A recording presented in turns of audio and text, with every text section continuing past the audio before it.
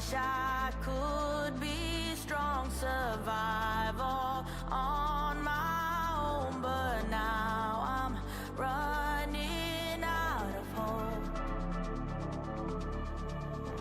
I need somebody else to save me from myself, a love too precious to let go. I've been searching for someone for all my life. I keep on wondering where you hide. Nobody knows. I've been waiting for someone to come around, but I keep on wondering where you hide. Nobody knows. Nobody knows. Nobody knows.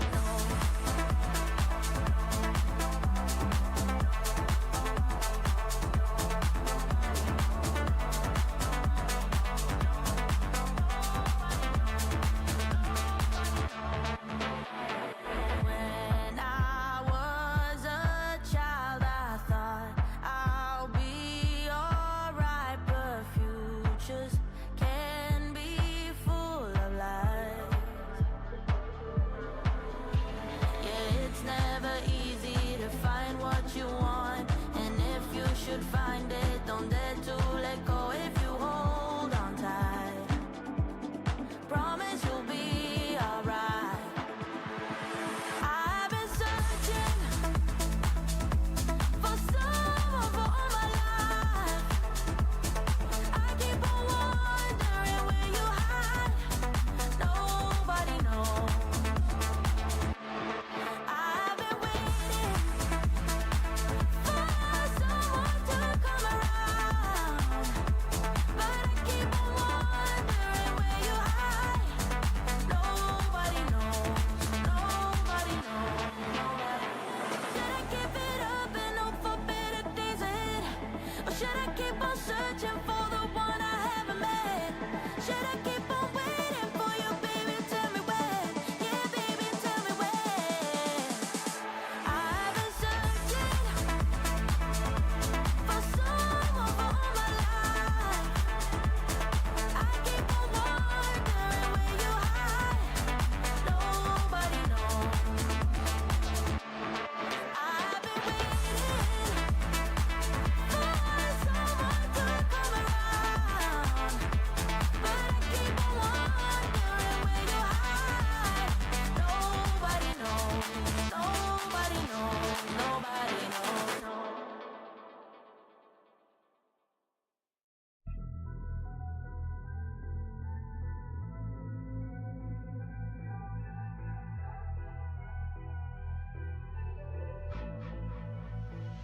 I've been giving you the worst of me.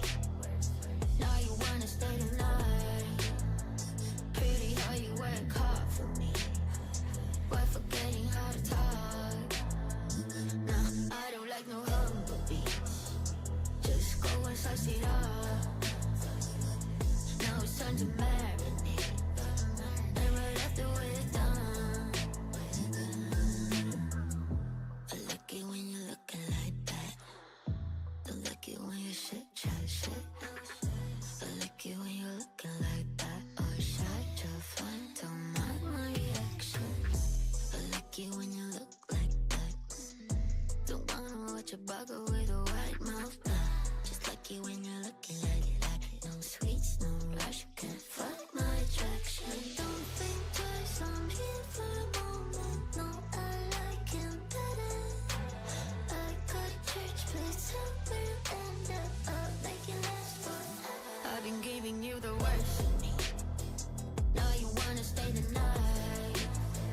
Pretty how you work hard for me, why forgetting how to talk? Nah, I don't like no humble beats. Just go and suss it up. Now it's time to marinate, and right after we're done, I've been giving you the worst of me.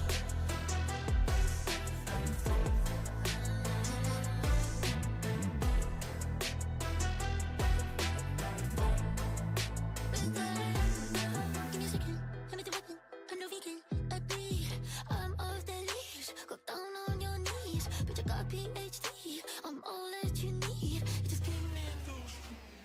I've been giving you the worst of me. Now you wanna stay the night.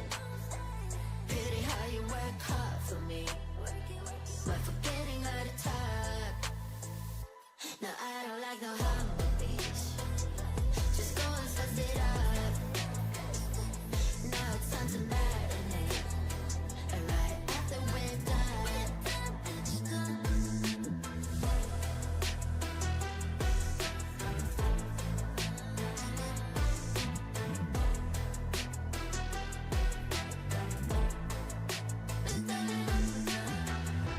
Pigs are mostly kept as pets, though many breeds are capable of surviving on their own, whether it's in a forest or Swiss streets. A third of all households worldwide have a pig. This makes the domestic pig the most popular pet on the planet.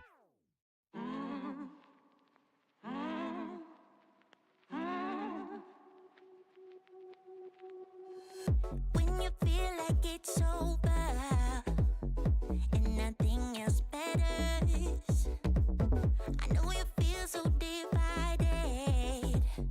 Pick yourself up again and you better start walk, girl. Open up your sleepy heel, talk, girl. You have come too far to give it up now, even though it seems there's no way out. Take a look in the mirror now, what do you see? You can be anything you want to be, you know. You will never be alone. Girl, go make your move. There's nothing left to prove. I know that you will find your love again. Don't be ashamed to cry. Hold your head up high. I know that love will save the day.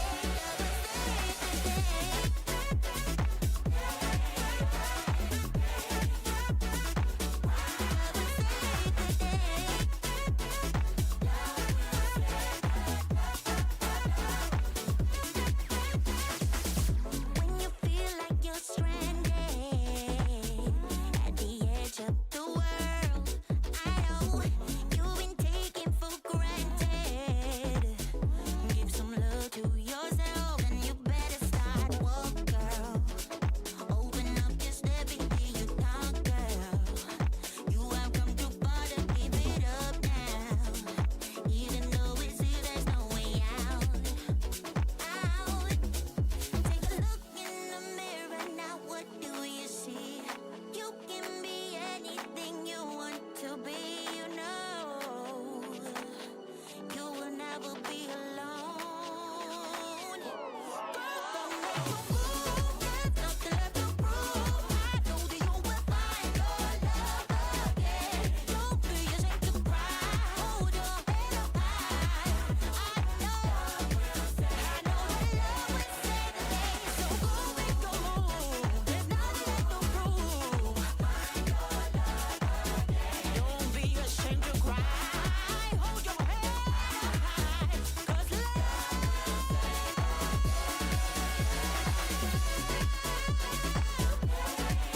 is gonna save the day. Love's gonna save the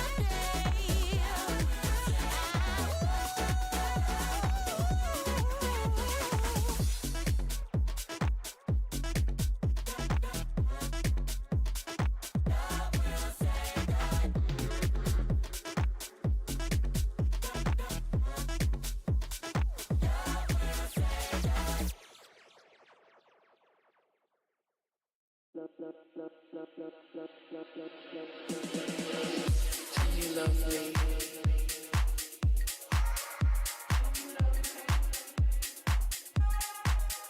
Come, you love me.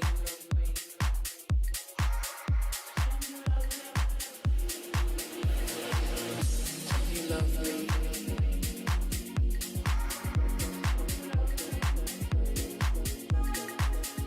Come, you love me.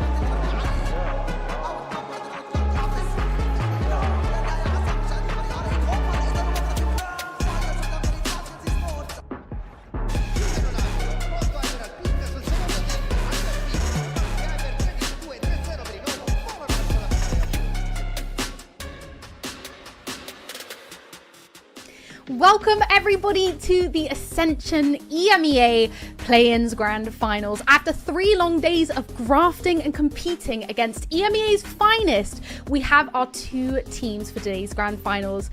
With a spot in Ascension in the main event on the line, it's all to play for. And I'm joined on the desk by with the amazing Ryan and Pavlos. How are we doing today? Are we ready to rumble? Are we feeling good? Hello, Governor. Hello, yeah, mate. Feeling amazing. The British today, have taken over. We've won something.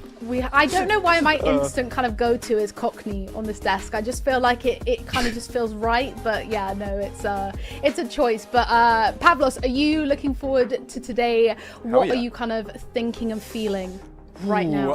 I'm thinking and feeling a lot of things because this week has been long, and even though the teams that have gotten here definitely deserve to be here, there were so many close moments that any other team, you know, winning in a couple of extra rounds, we could have been seeing a completely different scenario. But it also shows how closely contested this region is when it comes to all of its different facets between all the different challenger leagues. And I'm just so excited to see which team will actually make it into the final spot of Ascension, into Ascension by the end of today.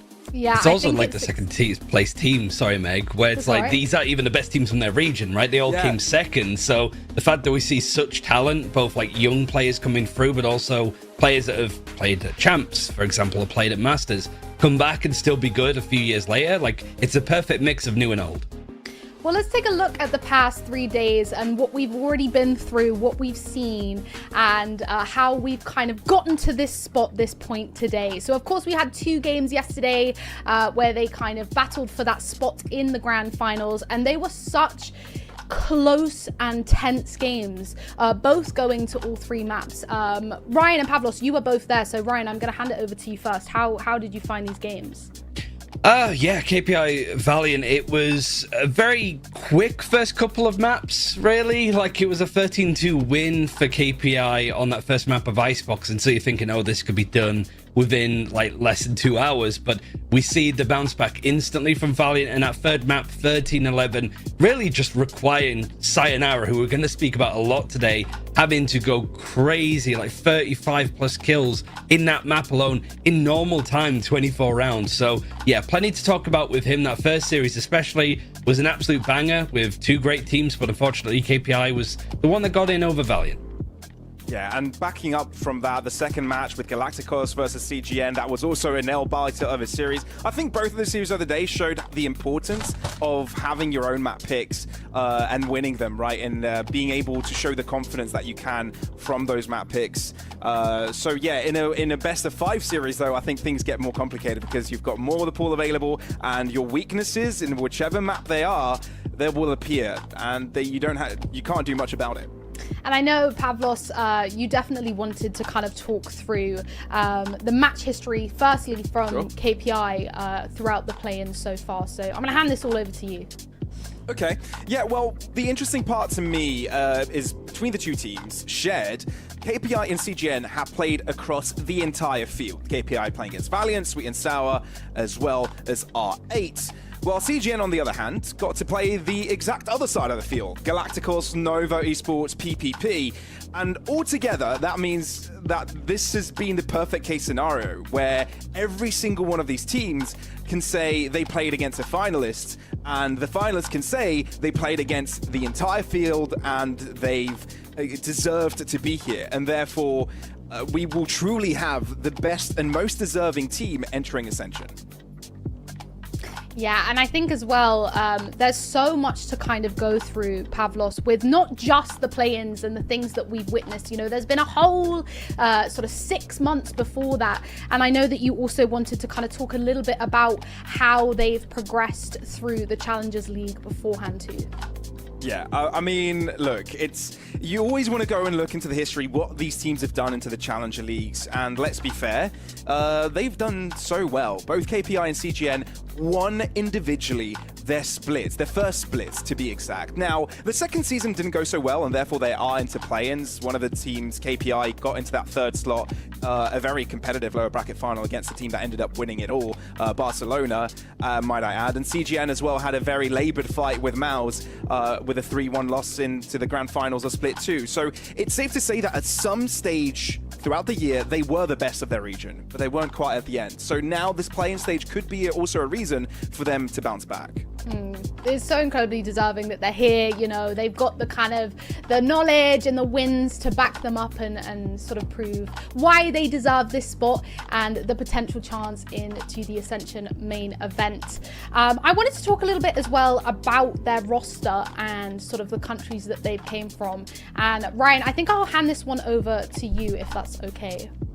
Yeah, sort of a bit more of a different look, I suppose, when some of the more bigger nationalities coming through, especially for KPI, the Spanish representative having Quiles that would sort of count in that space as well, like Spanish Ukrainian, but otherwise very different look of players. Moldovan as well for Sayonara is probably the main one, and then just a mix like Elements being in the scene a while. Anguist, a UK player that's not been on any UK teams at all. I think he was playing in MENA before he was playing in CGN, so you do have a little bit of the representation player-wise from the countries that they're working in, but ultimately it's the best players that you can get across the board. And what's so exciting about this is that it's a complete variety, right? We're looking at 8 players, 8 different teams across 10 players, 8 different countries against 10 players. At some point, I would have messed something up. But right, it's the fact that we've got such a big diversity into a final like this, where you know you're starting to get more and more mixed teams across different challenger leagues. It goes to show that a strong player can come out of anywhere. And I think one of the players that we will highlight later on, coming out of countries that you wouldn't expect them to bring out esports talent, such as Moldova, with Sayonara just taking over. We've seen it time and time again. So yeah, it's really cool to see a lot of countries being participating at least in this grand final today. I'm definitely rinsing having both you, Ryan and Pavlos, here because you guys are the creme de la creme, the knowledge. So I'm going to keep throwing these questions to you because I feel like this is making my life a lot easier. But I kind of wanted to hand the next segment over to you, Ryan, because it's to talk about kind of how many best of fives these teams have played over the season this year. Sure, because it's very distinct between the two of them, right? KPI playing a good amount of them. The only one they lost was the more recent one against Barca, like Pavlos mentioned, which is crazy for a region that never played a single best of 3. It was either best of 1s in Spain or best of 5s. For CGN, they won Split 1, but that was a best of 3 grand final there. The only best of 5 they played was in Stage 2, which again, they obviously lost to be here in this tournament in the first place. So it's really like KPI, you sort of look at it, especially early in the tournament, and go, they look amazing, but they've played best of 1s predominantly throughout the year. So best of 3 feels like a whole different dynamic. Even Smart7 was talking about it yesterday, saying, we don't want to be playing best of 1s. It changes the way that you have to think and function and practice maps. But now you go into best of 5s where it's very much in your favor, and CGN better have the energy to maybe go through a long series because it could definitely look that way. Yeah, best of 1s seem very intense. You know, there's kind of no room for error. It's all or nothing, essentially. So I wonder if that experience on KPI is going to make a difference in today's best of 5. But also, you know, we've seen how strong CGN are, and I'm sure it might not make much of a difference. But who knows? Let's talk about KPI first. They have been completely proving why they deserve a spot in today's grand finals. Pavlos, talk us through what you have seen from KPI these past 3 days.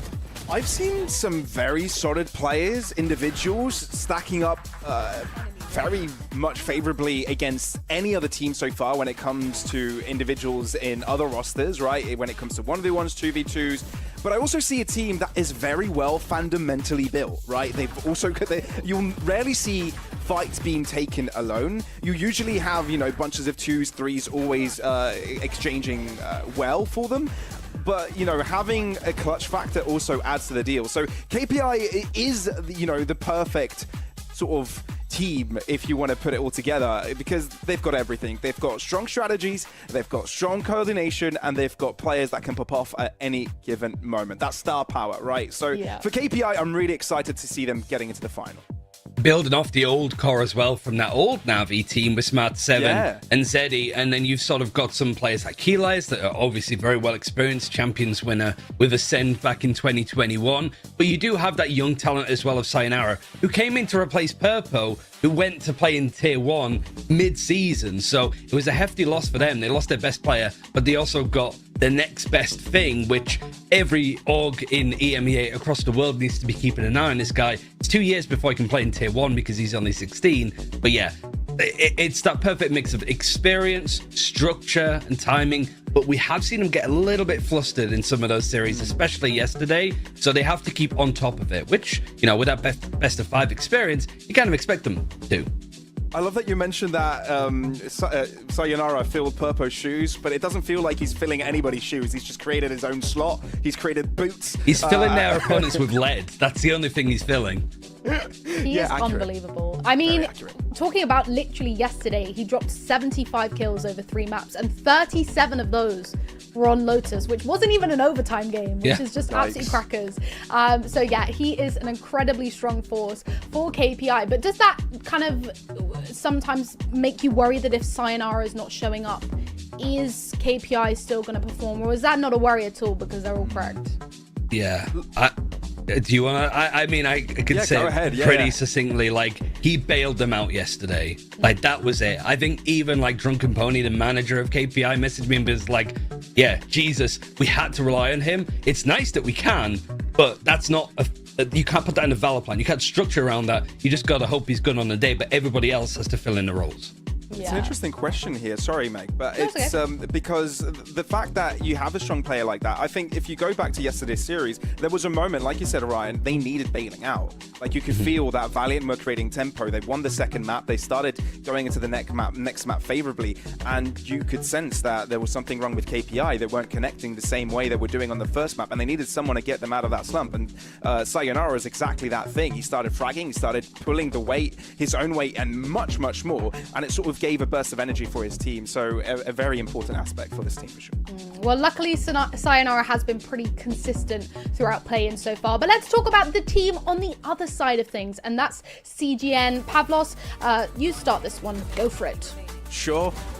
Well, I might be a little bit biased about this team. I have a very dear friend in the coaching staff, Zesh, taking that assistant coach slot. But yeah, CGN have been solid since the start of play-ins. They, up until the playoffs of this stage, they hadn't dropped a map. Only yesterday they had their first loss against Galacticos. A very strong Galacticos, might I add, which was only improving throughout the stage. You know, you've got individuals that have been in this roster for a while, but you've also got some new additions that have kind of changed the way this roster is played out. They've made Ascension before. You know, it's a team you expect to be in a position like that. They've had a couple of difficulties, and I think now they are rebounding to be at their best form for the competition of the year for them. Yeah, it's a strange one for CGN because I almost feel like the orgs that we now have in the scene, with your SK, with Mouse, with Focus making the transition across, there's a lot more bigger orgs there, but CGN, people have sort of forgotten the great story that they had. They were on the verge of relegation in stage 1 to bounce back and to not only qualify for Ascension, but they did it in first place. They didn't go through play-ins at all.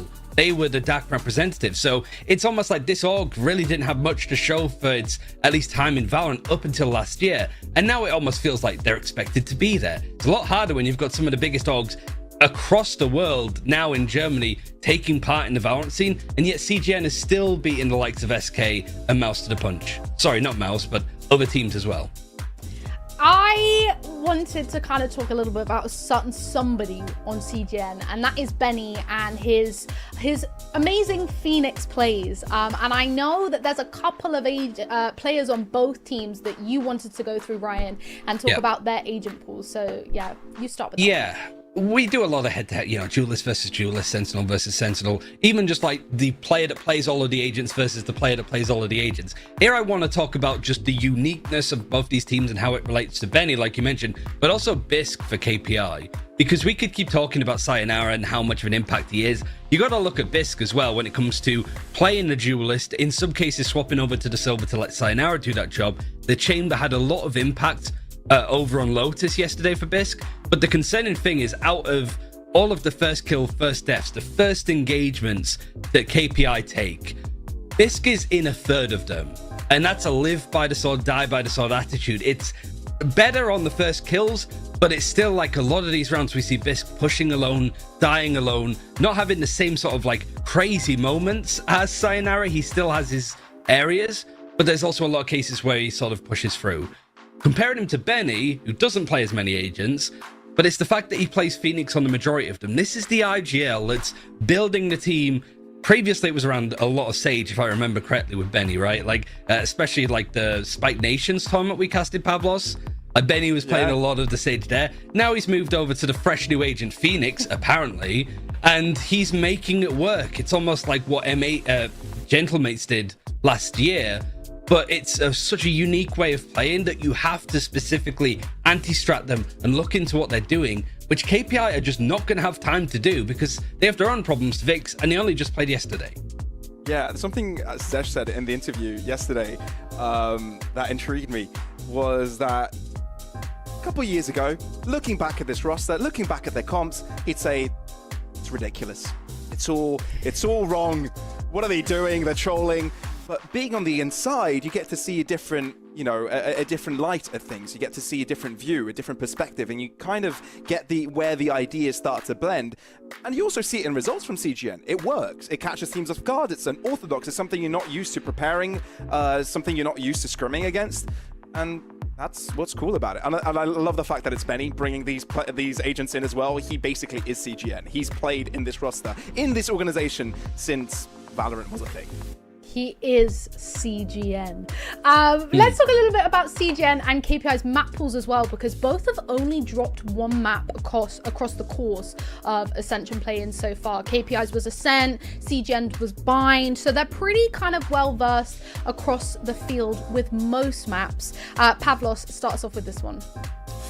Yeah, it's hard to see wrongs when you've got the limited pool of play-ins to look at, given how strong they've been. There's a reason why in the finals they've won the majority of the matches. They didn't have to get into any last chance qualifiers or anything, so we'll only see this limited view of things. But even throughout their general season, they look pretty strong. Yeah, Icebox pretty much the permaban now for CGN, so we don't expect to see that. And Haven not needed to be shown up until now for CGN. I think the maps changing have actually really benefited CGN because they were permabanning Breeze a lot. Breeze got taken out, so they get that adjustment over to Icebox, which had pretty mediocre results. And they've got to this stage in a best of 5 where if this series goes on long enough, we should see Haven. It's not going to be a map the KPI ban out. CGN are obviously going to prioritize taking out the Icebox. So having an ace up your sleeve like that, and kind of hoping at least the KPI would have the same on Ascent, but it really doesn't seem that way. It seems that they've tried to avoid it as much as possible.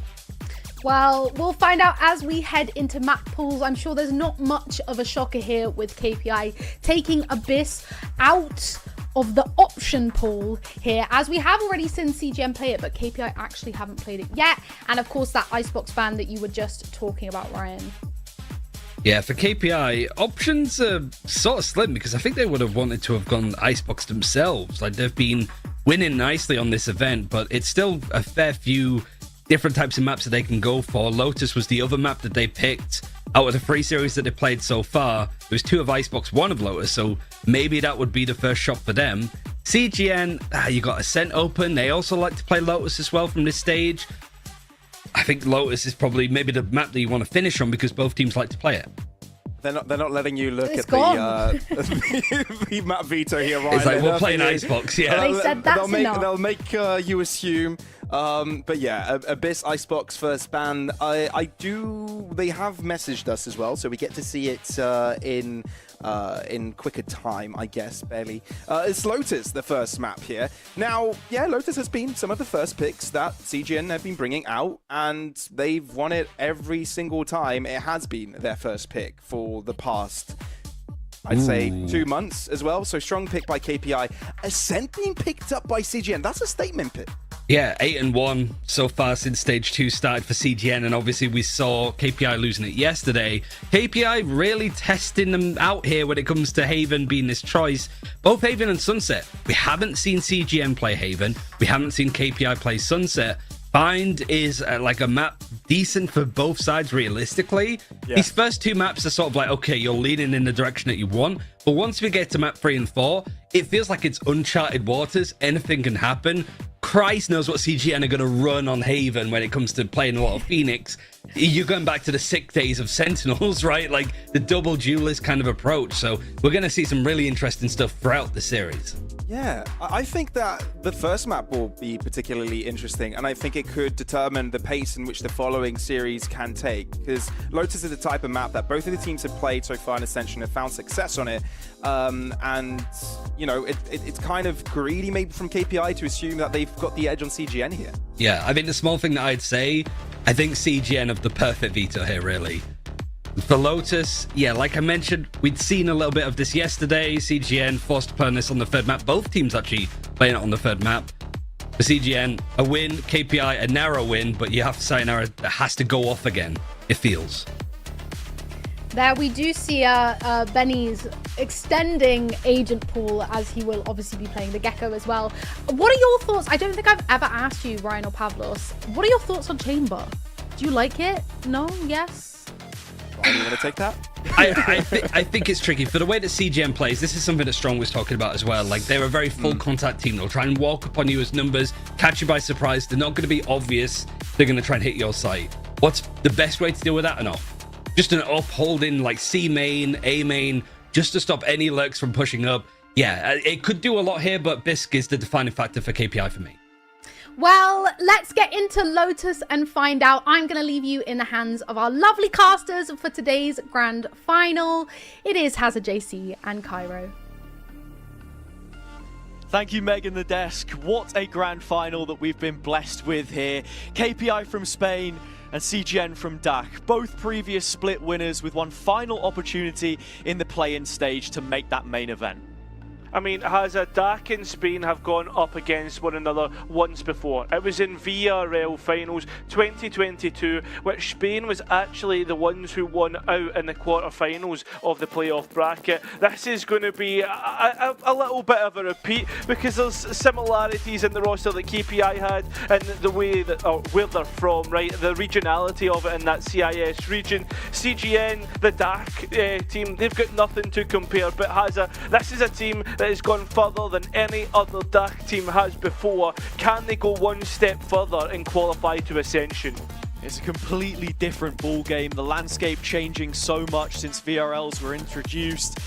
Now challengers, of course, as well, and with the play-in stage in its final hours, you look to this as being one final opportunity to make the main event before the change and the shift for the next calendar year. Second chances don't come around often. 2 split winners take to the stage. EMEA is watching and Ascension is waiting. It's KPI Gaming versus CGN Esports in the grand finals of the play-in stage, with the DAC team to bring the attack. Bisq is already looking to try and take things on the front foot. Look at the avenues and the way that KPI are playing, Hazza. They're looking to contest every avenue of the map so far. Being so aggressive in the early pistol. Lots of limit testing, and Bisq the linchpin which ties it all together, ready to swing through that door at a moment's notice with the headhunter in hand. CGN doing as we know, taking steps forward but not giving much away. The shot connects, the paranoia is through, and the first fight is taken. It's won by Insider. Stall out with the smoke going down. In fact, Benny trying his best to see if he could find something, but it'll be the reset for CGN, Hazza, picking up what they can, and the Dizzy and the ultimate orb. Bisq just spamming through the smoke, unfortunately will cost CGN another player, leaving them down to 2. Vince trying to break the choke. Davi's further back. Somehow they've got back into working order. We're down to 2v2. Rest of those players are so far away. In the C-site holds that CGN have succeeded in, Vince has been a key part. He still has the utility up, but they're both low and both stuck into the backside, neither wanting to take a duel and allowing Sayonara to move in. The nade could do so much, and it will. Straight into his crosshairs, he'll close the opener. The pistol goes to KPI. I mean, Hazza, this was the map the other day that Sayonara reached 400 plus ACS. I mean, that's something that you do not want to be going up against. But as for CGN, one thing to be thinking about, they have never lost this map, ever, in the full time that they've played it since the beginning of Split 2.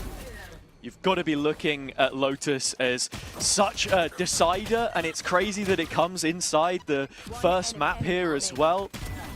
Like you said, 37 kills on Lotus, the record kills set this event by Sayonara.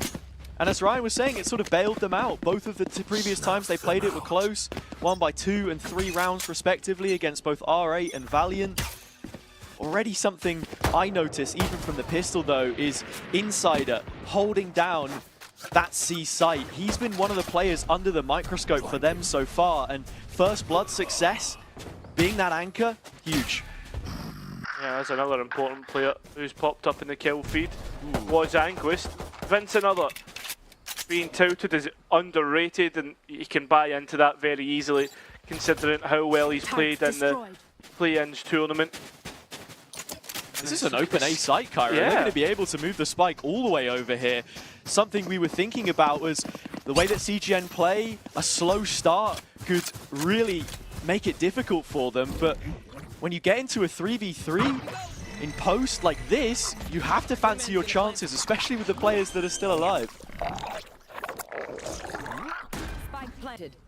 It's just about how long KPI take to get towards the site and the chaos in which will ensue from there. I mean, you look at coming back in, you've got a Haunt and a Seize, which is decent enough, but Benny still has that mosh, which will buy a lot of time in getting players off of the spike. Planted on the other side of the box, he's going to be sat in towards tree right now. Position revealed. Marshall not yet known about. Picked up from the corpse of Element. They've been investing into these second rounds, hedging their bets, giving themselves every last chance. Usually it would fall on Anguish's shoulders, but it's Vince this time with 3 kills. Killers is low, and the last one left. The next to hit the chopping block. It is an immediate equalizer for CGN. Has KPI taking their time coming back in, hesitant, and CGN, they've got everything down to a T, exactly where they want to be positioned. The moshed and used immediately, but it's Vince again, the player that we're talking about, being underrated, positioned perfectly in heaven, which does not get cleared by KPI. We saw it so much yesterday in the series against Galacticos. What was the story going to be with this contact-heavy team which are walking into areas of control with little utility? Can you punish it? It's gone the opposite way. Did do a little bit yesterday as well, where you can isolate these engagements.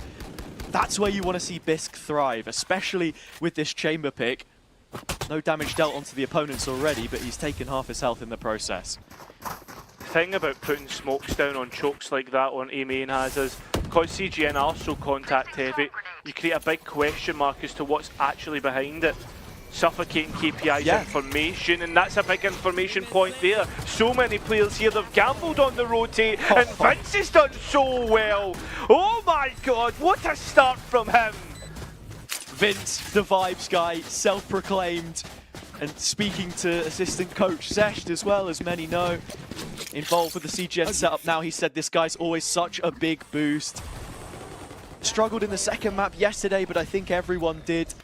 A player who's come from their own academy system, bridging that gap into the tier 2 roster. But now comes the gun round. Sayonara's ult is available. Not much in terms of ultimates for CGN to work with either, but you look outside, he has it. You can already see the utility looking to send up, and speaking of sending, that would be the perfect opportunity to send Sayonara in and perhaps get a kill or two. That's the thing, you saw the group up from KPI on the previous round to try and punish. Vince Bulldog there, but it could go the opposite way. They know of this pack mentality. Benny wants to get the orb to build towards the Thrash, is already over halfway there. This is something CGN did a lot yesterday. They also frequently scaled straight into the execute, even when they had players B main, for example, and they're going to do it here as well. Oh, the peek from Bisq, he just doesn't react quick enough. A flick up, perhaps, has an Anguist puts him to the dirt, the opposite Sentinel. And it seems as if the C site will be under CGN's control. Spike still not being attempted, in fact, attack to see if there is going to be a comeback in. They know about the showstopper hazard, and respectfully enough, they've got out of dodge. Spike on towards the A site. That was Vince's ultimate that came up after 4 rounds. And actually, CGN are there quicker than KPI. That's really important too. CGN need to stabilize. There are a couple of rounds yesterday where Vince will fly off on his lonesome with the ult, or just separated from the rest of the team, and they couldn't forge an important post plant. They lost a couple of key rounds in that fashion exactly. They're a player to the good here though. They've got room towards B, plenty of utility to hold them back with as well. In fact, no, it's just the Mosh. Yeah, that's actually brought it back in towards KPI's favour. I thought Element was actually going to go a wander up through heaven and play through that aspect. Players getting spammed out. Now up to Davy H, who's been good for it before and will be good for it again for CGN. A 4K, and somehow they keep always finding these multi-frags in the early rounds. Huge round win for Davy H there. Highest rated player from the Ascension main event last time. Key component for Soar's deep run. The Portuguese team which went their separate ways. And on that transfer list, alongside players such as Tamasi, was Davy H. CGN picked him up, and you can see how much it means. Pushed down onto an eco. It's another one of those rounds where you look at the Sentinel matchup as well. Anguished finding value on openers, Insider not being able to shut things down, and Vince not able to get out before Sayonara Sheriff bites back. Yeah, I thought they were baited for, maybe tried to stay around a bit longer than was needed, and the fact that Sayonara gets a rifle back in his hands is really, really big.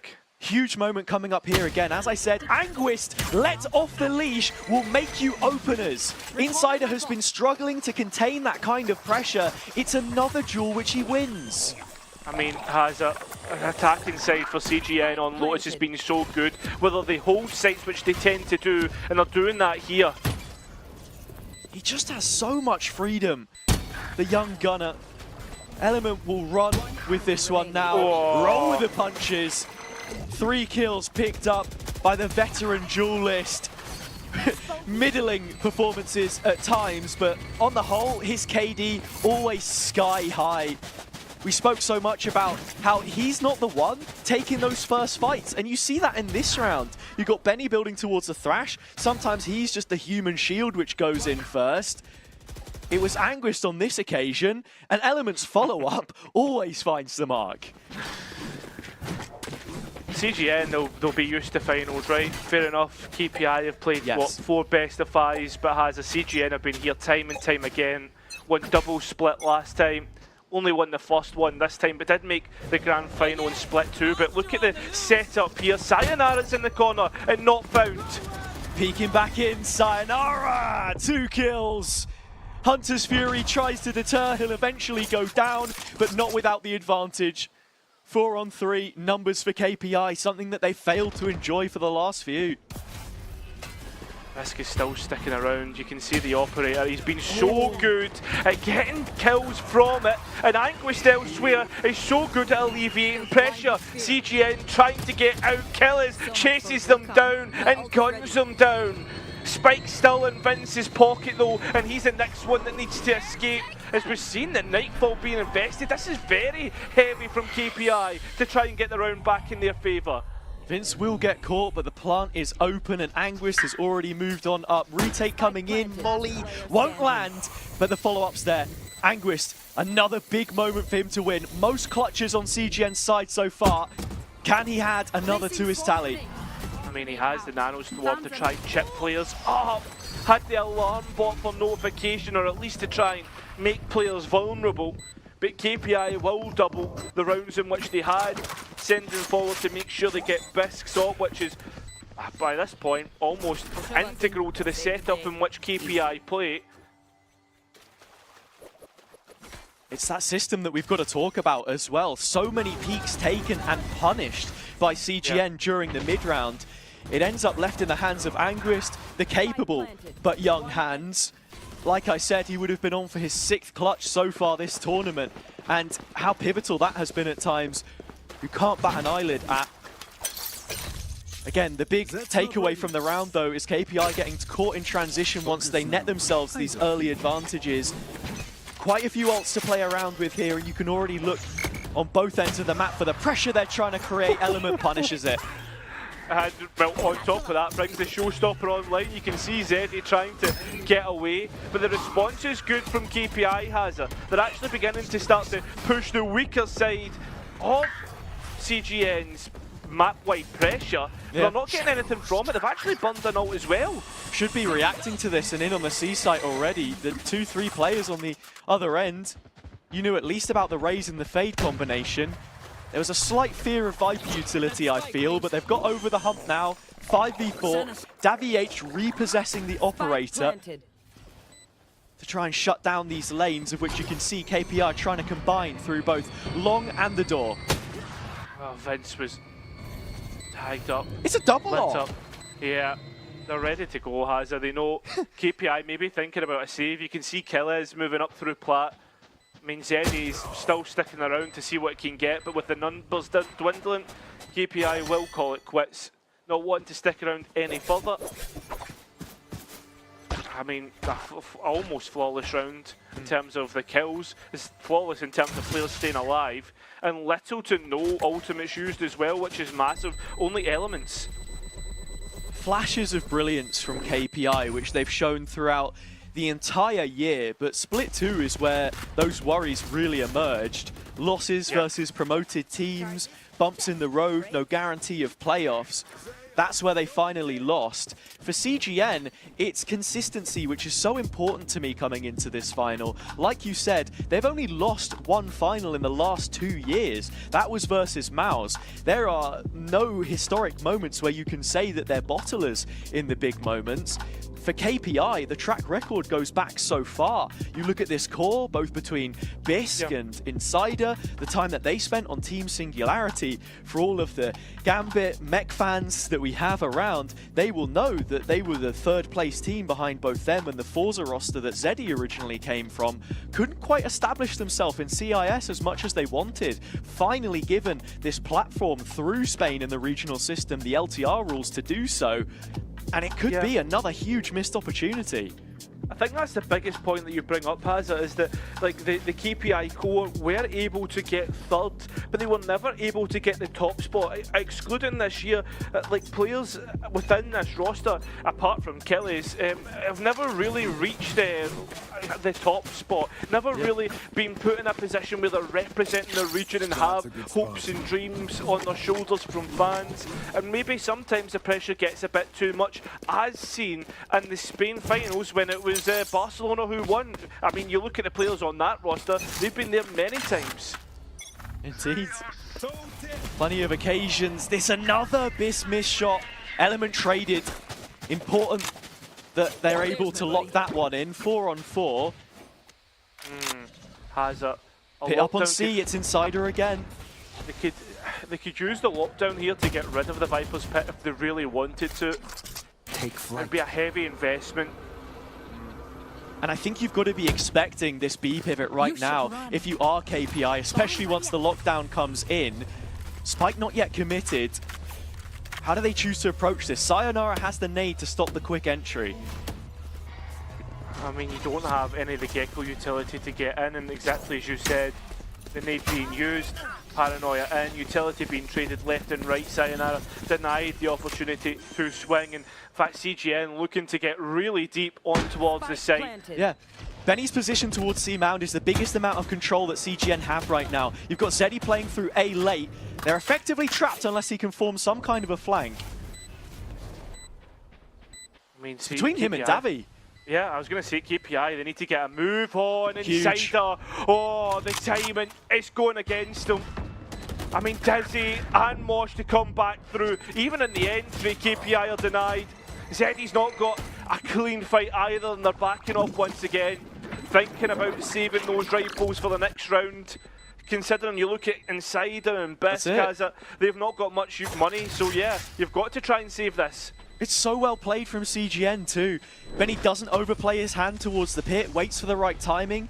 Insider had an idea about it. May even remove a gun here as well. No, instead, it is the captain beheaded. Killez collecting another. He knows what it's like to play in these big games, and I think that experience is so important for what otherwise is such a young roster. It's been 962 days since the Champs 2021 final. had that rematch against Defo in the semis. But this is another opportunity to prove that he can still compete. They're the best that Tier 2 has to offer. Best committing to the headhunter has it. Not buying up anything else. Tour de force as well. And Bisco's another one of those players that has had huge performances on this map. He outshone everyone in that R8 game. Another team from MENA which people thought could maybe be the CIS dark horse. It was Sayonara the previous time out against Valiant yesterday. Are they too reliant on individuals? And do we have a moment from one of them here?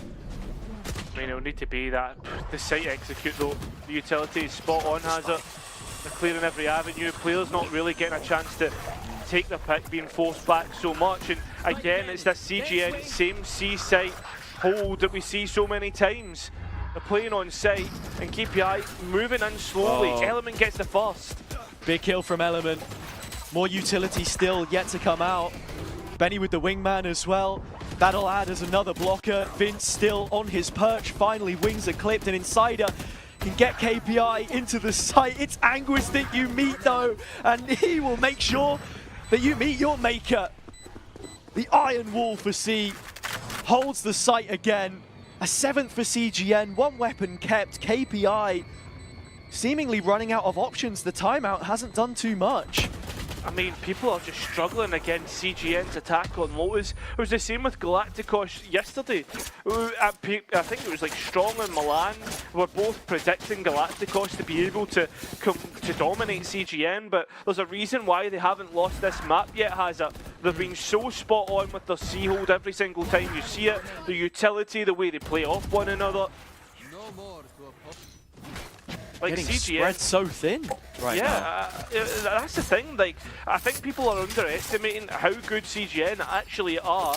I don't think we can really compare them to the old CGN that we know. You're spot on. I mean, the changes that they've made, while the system is the same, as we said before, Benny putting so much importance on buying into how they play, the pieces alone are completely different. Anguist, for example, plays his own game every single time. Yeah, you get the same kind of execute, same kind of macro, but the micro, that's a whole lot different.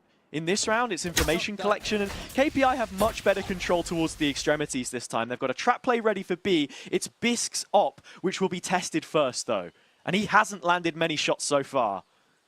I mean, step, he can get into one. It's again! Over-peaked again. Has given the entry away. Given full control of A away, sure. The rest of the team has to respond now. I don't even know if it's an overpeak. He's just recommitted to the same angle, not pulled the trigger. It's a timing issue. Now Vince for the backstab, with Davies up there as well, to compound the pain any further. Ripping the bandages straight off and sending KPI to the doctor's office. 2-2.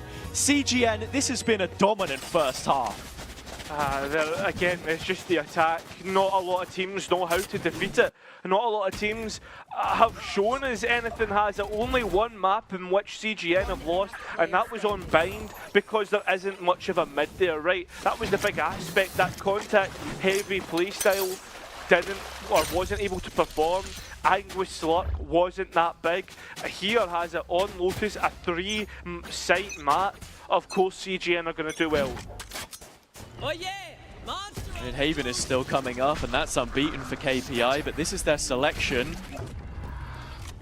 Vince aggressive. This is a completely different change of pace. Vince leading the line. Element right behind him. Might have just done enough again. It's a single player advantage, but those are guns wiped clean off the board. You can see Element's just waiting for some notification to swing as well, has it? You look at the setup. Sheriff's coming back in. I mean, there's only one round left. We're really hoping for a miracle if that was going to be the case. But again, how many times have we seen CGN finish on C and play the exact same setup with absolutely no response from KPI? This is ridiculous. 9 rounds now. Could be looking to add another to the half. This is every KPI fan's worst nightmare, but when we put so much importance on map number 1, with historic performances which corroborated success, you find it almost surprising that we're here. But one final gun round, Element with the showstopper, and Op as well. It is a head-to-head for the Scope Snipers, one which is mitigated by the one-way for now. Vince again! Oh my MVP. god! MVP performance has it so far. It's usually Anguist that tops the charts, but no, Vince this time looking to put himself in headlights. Element doesn't even get the rocket off to get the kill. It's Anguist that does it instead. And in fact, it's building towards the lockdown. Priority to the spike. And the last 2 remaining players has it. One has an op. This retake is not strong at all.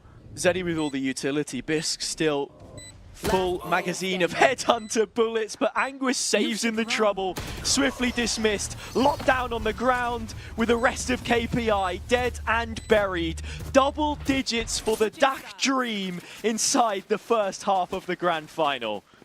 I don't know what else there is to say. It needs to be a big half coming in from KPI, has it?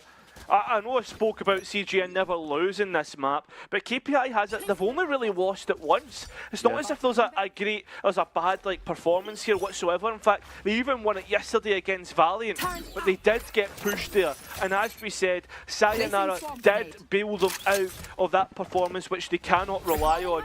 Well, they're going to have to rely on something here. The Bisk and Zeddy only on 1 kill. That is so uncharacteristic of them. No room for error, as you put it. Only winning this map marginally before, but with the odds stacked against them. They had a 9-3 half versus R8, but that was the defense, the same defense that we've just seen.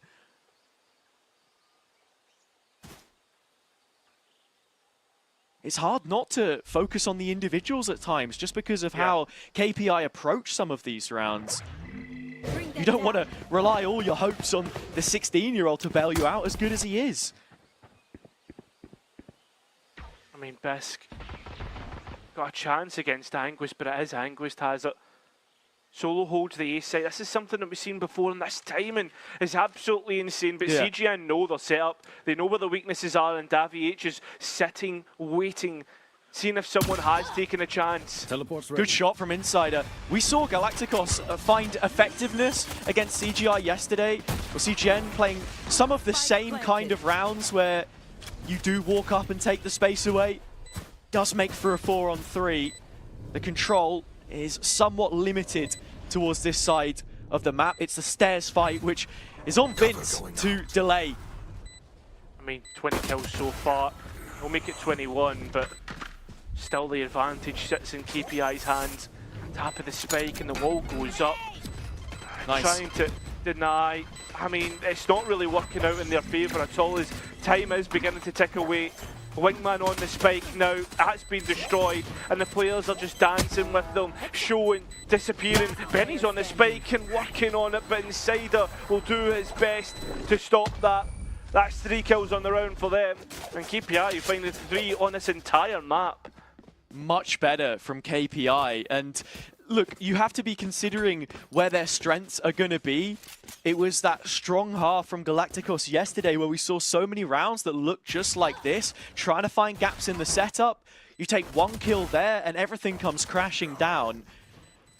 The question for CGN is, do you want to layer a bit more proactivity in here? The retake wasn't completely out of the question. You still have the wingman. Penny only has 1 in kill.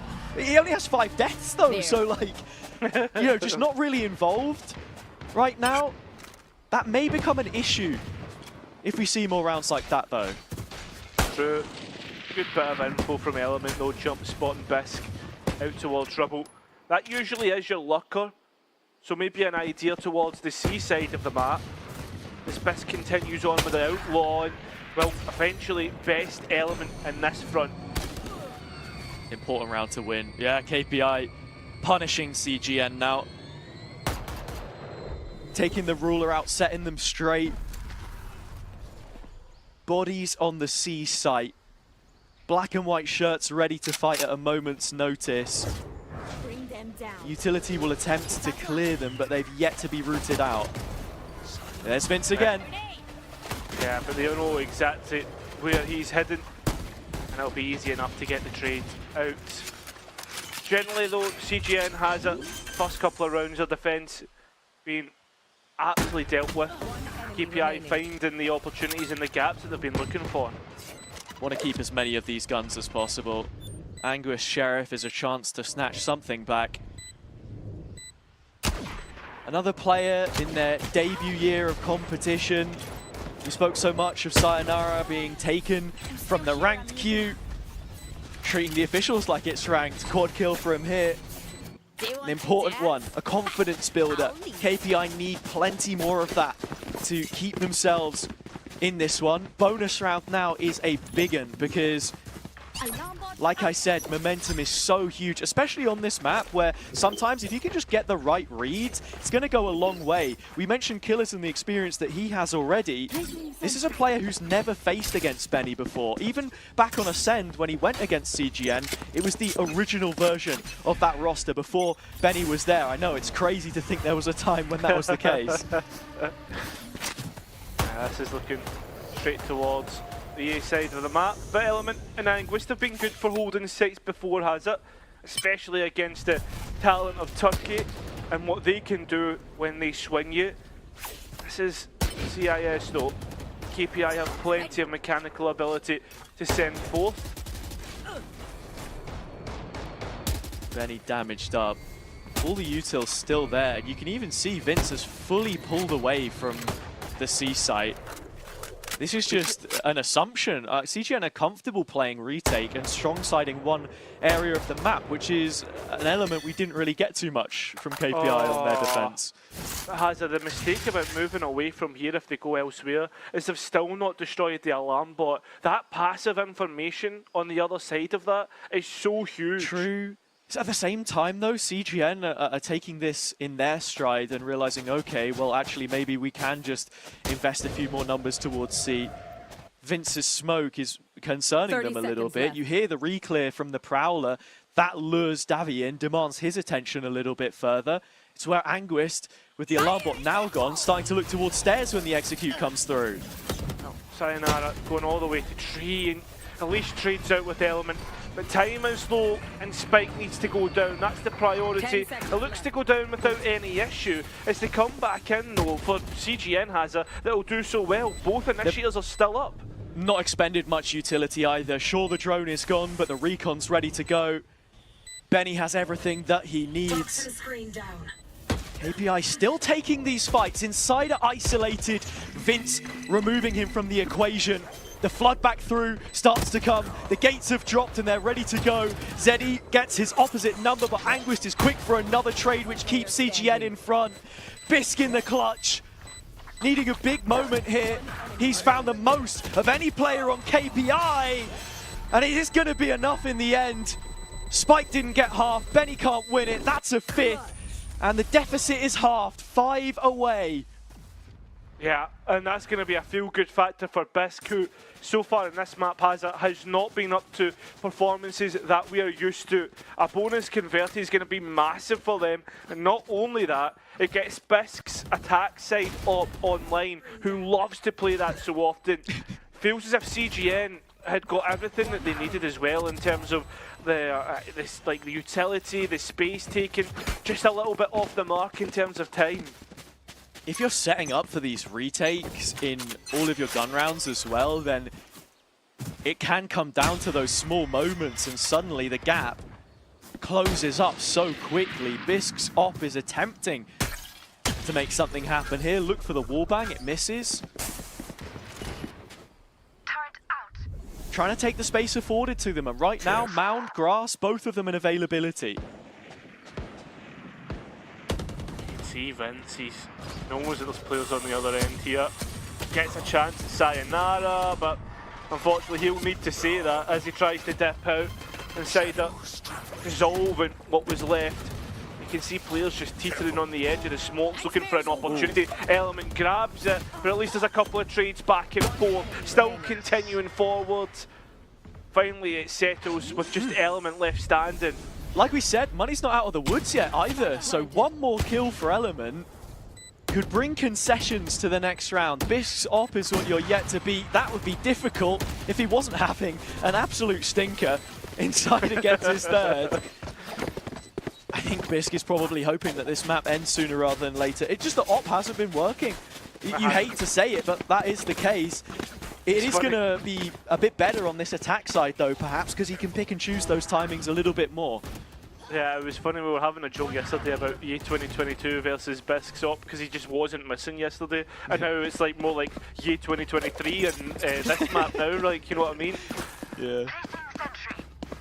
CGN starting to bleed some rounds.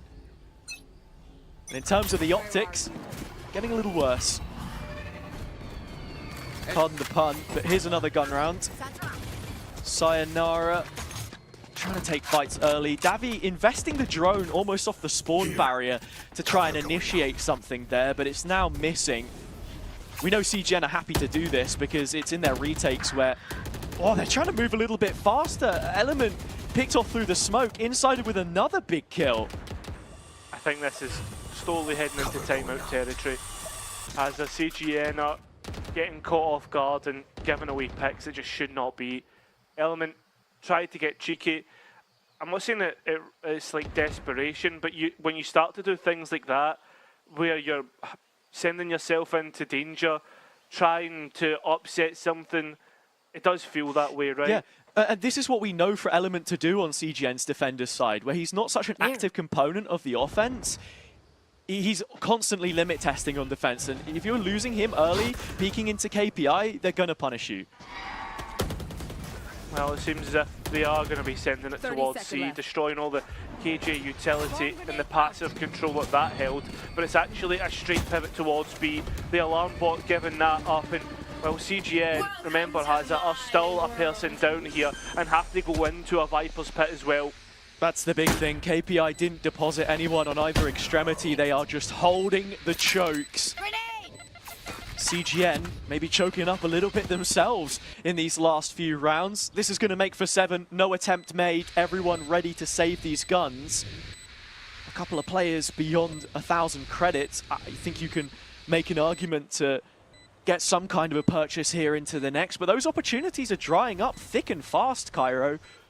When CGN looked so good on their attacking side where they could set the pace, KPI are understanding much earlier on than Galacticos did yesterday how exactly this team is functioning and finding ways to exploit that. At least it's a OTR back in Anguist's hands. And that's something that could perhaps be the deciding factor between these two, as we've seen a few being expended by KPI Hazard. Something that CGN did a lot yesterday, which I'm yet to see from them, is take that C-mound control, be a bit more aggressive. Like you say, orbs potentially, I don't know if you're going to get it, but it's something different. Think of one of the last rounds we saw on their attack side, a quick tempo change. Whether you go for it here off the timeout, whether it's that predictable or not, I'm not sure. But Capio is great at dealing with situations like this. We saw it in the first grand final from this year.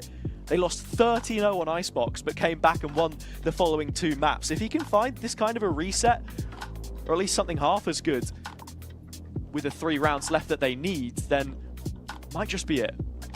I don't think I've ever seen Capio look too stressed. He's always like, you know what I mean, just lying, but like got the chilled out slightly. Yes, chilled out. He's got one of those little I saw it yesterday. He had one of those little fans that go around your neck as well. It's almost like he's on holiday. His whole room is white, so you'd think it's like exotic country or something. He's like just chilling out. I don't know if there's psychology there as to whether it relaxes you. I know pink is supposed to like lower your testosterone levels, which is crazy. Mate, I don't know what you've been reading. Well, look, because Norwich City, my team, have a pink dressing room, away dressing room. So there you go. Oh, right. That's the mention. Had to get it in at some point. And look, psychology aside. Has he picked their brains? No. Well, I don't know if that was to gain extra information or to see if there was a gap to be taken. The ultimate's gone from Zeddy. Element does have the showstopper though, has it? That's the big one, and that's why you're probably seeing him a lot further back rather than limit testing, as we were talking about. trying to get an opportunity to use that on a retake. A player who's maybe all on their own, like the way Bisc is investigating towards the A side of the map. Killer's being very vocal right now, looking for the right call. Attention shifted to the A side of the map. This is where you want Benny to throw the dizzy out through waterfall or something like that. Of course, he can't cross. He's stuck in the corner. Get a little bit of information in these late stages of the round. They've been saving so much utility for retake. They've had no idea what's about to hit them most times. But then again, they've not had bodies on the site. They've got 3 of them here towards A. It's a B pivot late, which removes possibility of the spike denial, though. Insider has given the jig up, but there's so low time, has it? And CGN had to read spot on with the way that they set up. It's Vince again, setting them up. Here we go, Element in with a showstopper. There's not much in terms of targets to pick up, but he will do at least some chip damage. Insider stopping the B main, being under siege, but can't stop Hobbit. The spike is being diffused, and it's as easy as holding 4 for Vince in the end. He'll be able to get the rest of the kills as well. Doing absolutely everything. Vince has been unbelievable so far this map. 27 kills. Just as much as we were saying there were records here on Lotus for Sayonara yesterday. It was Anguist with 31 versus Novo. And now Vince on course for a similar kind of result. 2 players which are trying to make their mark. Anguist, this is the furthest he's ever been in any interregional competition. First taste of it, in fact. Whereas Vince is looking to bounce back from the failures of the main event last year. Such a key round here, though, because you're looking at denying CGN getting map point just as the comeback was being built up by KPI. 1 away from Killez's Nightfall if you choose to execute with it. I just got Killez in the end. That's the other thing has it about it. It's like, already CGN have gutted the closet, buried the skeletons of Turkey, which has been haunting Dak for so long. Anguist under siege. It's his site. They see the turret and they know. Smoke for the cross. Looking to maybe force out a peek of some sorts, and that's exactly what Bisc is holding on for. It's on the A side of the map where Element is a lot more front-facing here as he's checking it. Does have Vince ready to peek off. It's B again, where they'll look to go, and the alarm bot comes up just in time. Element's just missed his operator. Maybe catching what Bisc had caught at the start of this map, and as the B site once again has been attempted, you've got to be thinking about, yep, here it is. Davies Hunter's Fury already picks up Sayonara. Denies the spike for just a little bit, but Hazard has finally gone down and allowed the Nightfall to come online. KPI know they can get in post here, but without that Viper's Pit that they had a couple of rounds ago, they've struggled to hold on to it. CGN have looked good in the retake. You've still got the wingman on Benny. Finally, they want to try and take some more space towards Waterfall. Killez with a smoke at his disposal. You've also got Insider late coming through Hobbit. The players are already in. The fight's already taken, and CGN still holding on to that person advantage. Insider though, just ducking, weaving, Bisc with his operator in a 1v1 against Davi H, who's clutched up before, but can't do it this time. I mean, has a doubt Bisc's up, but after so many attempts, he has to get it right at least once, and he's got it spot on there. In such a big round too, Bisc the man in control. That's what we wanted to see. Kills for impact. Another clutch in his books. Like we said, top in the charts for KPI. In that department, it's where you want him. Peek onto Daviation, taking the timing before the tap here as well. It's just so well read. KPI knowing again that they can get a free sight on B. If they pull strings in the right places, CGN were not there to fight it. Second timeout being called upon their behalf. Smart 7 once again introduced. Yeah, I think like it's a good timeout, to be honest, if you're Smart 7, considering how when you think of the rounds that were happening there, or we just at the flow of it, CGN were the better team for the grand scheme of things. Just unfortunately, Bisq being able to 2v1 them, that shouldn't have been the case. Should have went CGN's way. So it's a good time to time out. Think about the plans they've got to come up with, especially when you look towards Anguist having the lockdown up and maybe thinking about plans to be used. Smart7, another name which has been around in CIS for a long time, was the coach for the original entrant of Na'Vi into Valorant. We've just been confirmed by production it was a CGN timeout, so apologies for the error there on screen. Focus put on KPI's coach, and the head of the snake on CGN's side of the server is lost. It's Benny first down. No surprises there, but this is not the place to lose him. Well, all those points you can just disregard, I guess, has it? For the most As I part. said before, look, he's a big name. He gets his 60 seconds as well. You have to remember, they're still building this comeback, and you've got to be thinking of what the adaptation is from CGN. They've taken so much more B main space on this round. It does come up empty-handed. It's an A plan. You're really thinking about the next, or any damage control they can do here. Well, still, Ooh, they're 3 on finding 3. their way out. Yeah, finding a chance here. An Elements judge could be awkward to deal with, especially if one of the players on a pistol could pick it up, but went for the rifle instead, and, well, knowing about Bisq's operator is certainly operating at full capacity. Last two remaining players are stuck towards the back of sight. They know it's difficult to try and break this, especially with no flashes. It's going to be easy to pick up. Anguist is now just burning, scorching the earth in which he stands. He'll find the rifle and try and get out with it, but there's not much there to get. Not wanting to give anything away to Insider here either, because with the gap 4 rounds to a KPI win, 4 ult points off that Viper's Pit, it could just be yet another thing to think about. Bisq has got the tour de force off from all of these op kills. If there's ways that you can maybe punish CGN with a double setup, I'm not sure, but it's not something that they're going to opt for. That's something we've not seen much of, is Davich's Odin on this defence. That's the first time that's been introduced. CGN only 1 round to show for, and this is one of the final chances they might get. It's a lot more aggressive in Mound. Anguist as he was on the previous, posted up and ready to activate his ability. Can't get out, has to stand his ground. Sayonara sinks him to the earth. I mean, they've wasted Anguist, but has also a lot of utility to try and get rid of them. Look at the belts which KPI hold. So much.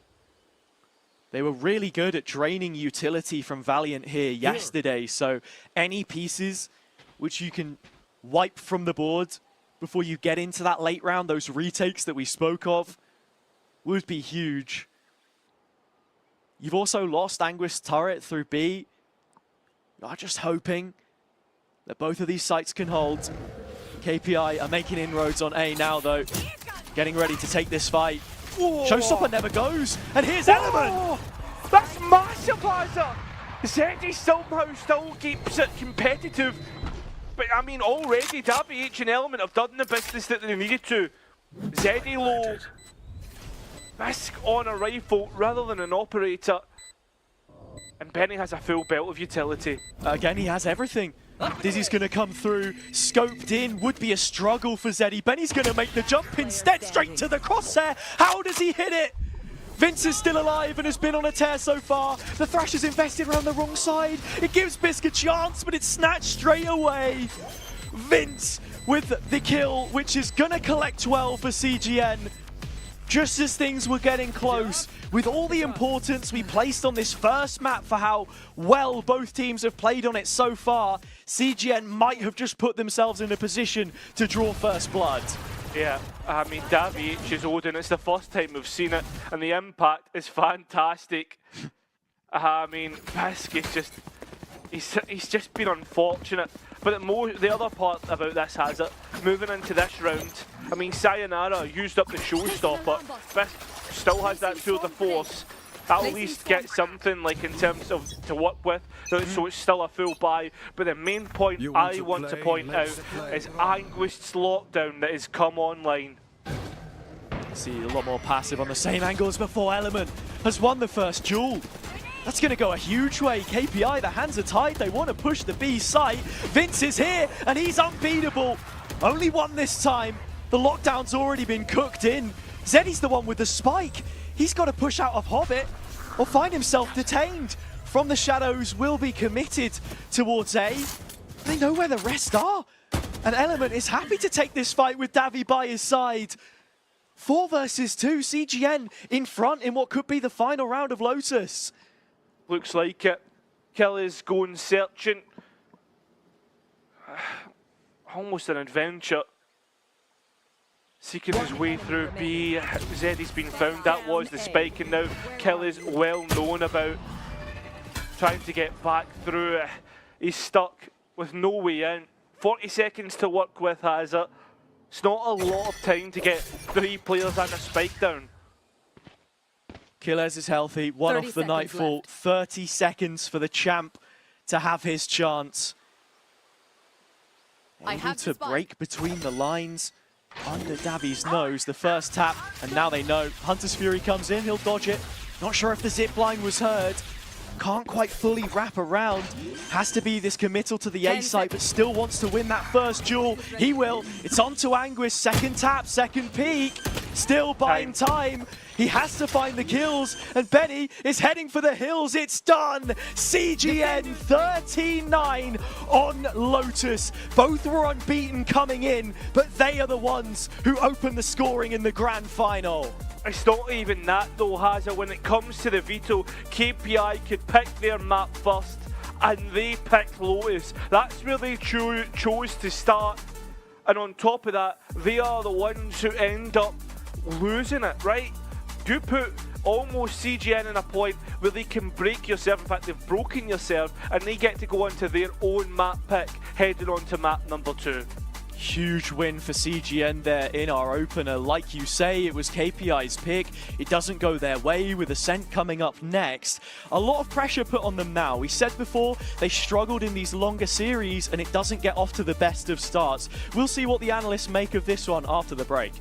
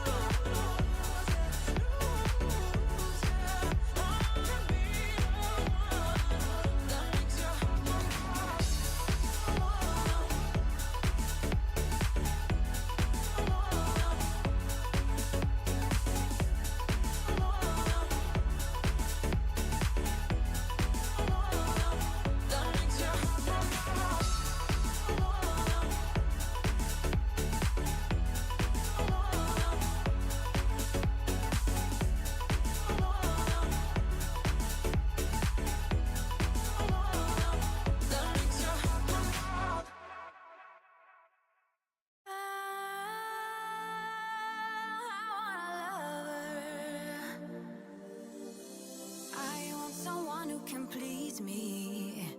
I want somebody who cares. I need a lover who never leaves me.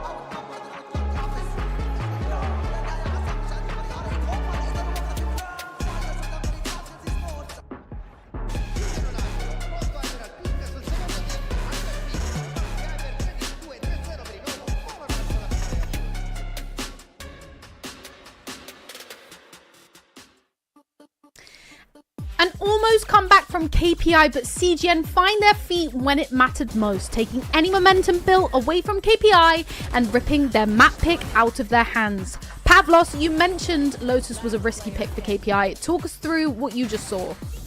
I mean, you just described it perfectly. To be fair, it was a pretty damn strong start from CGN. They had a perfect attack, near perfect attack inside, really, not dropping much.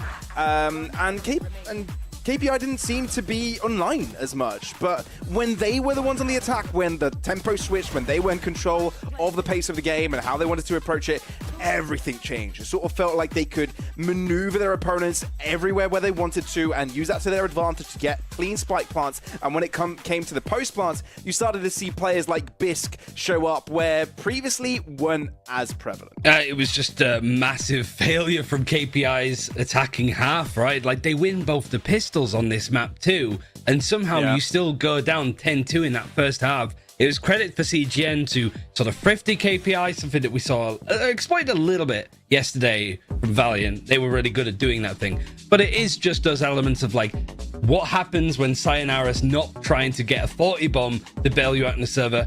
Probably maps like that, right? It's just CGN. They start off well. They looked really rocky on the second half. You could almost smell that comeback and that overtime coming, but a crazy round to just pull things back in the direction of CGN to close it out. Yeah, I think we kind of spoke about this a little bit whilst we were watching, but I think, you know, this is the issue sometimes with Chamber as well, because Bisc didn't have the best start. Didn't he drop something like 1 kill in the first half? Yeah, 1 and 12. Yeah, and I think sometimes maybe not finding that impact with the Chamber when it's needed the most with those kind of early picks on the defensive round, you're gonna struggle. Let's talk a little bit more about Vince. Ryan, I'm gonna leave this one in your hands. I mean, what is there to say? Like, literally, production told us we have 38 seconds worth of highlights, which is honestly probably just as long as Bisc was alive on that attacking side as well. So it sort of matches out. It's just, when you're looking at different players, that Element, the experience that he has, Benny, the way that this team is put together, the strategy, the comps, you don't really expect your controller to be the one that's putting in such an insane performance. Like, David was a player that Strong highlighted for our Ascension play-ins team for the future that you can see on maybe tier 1.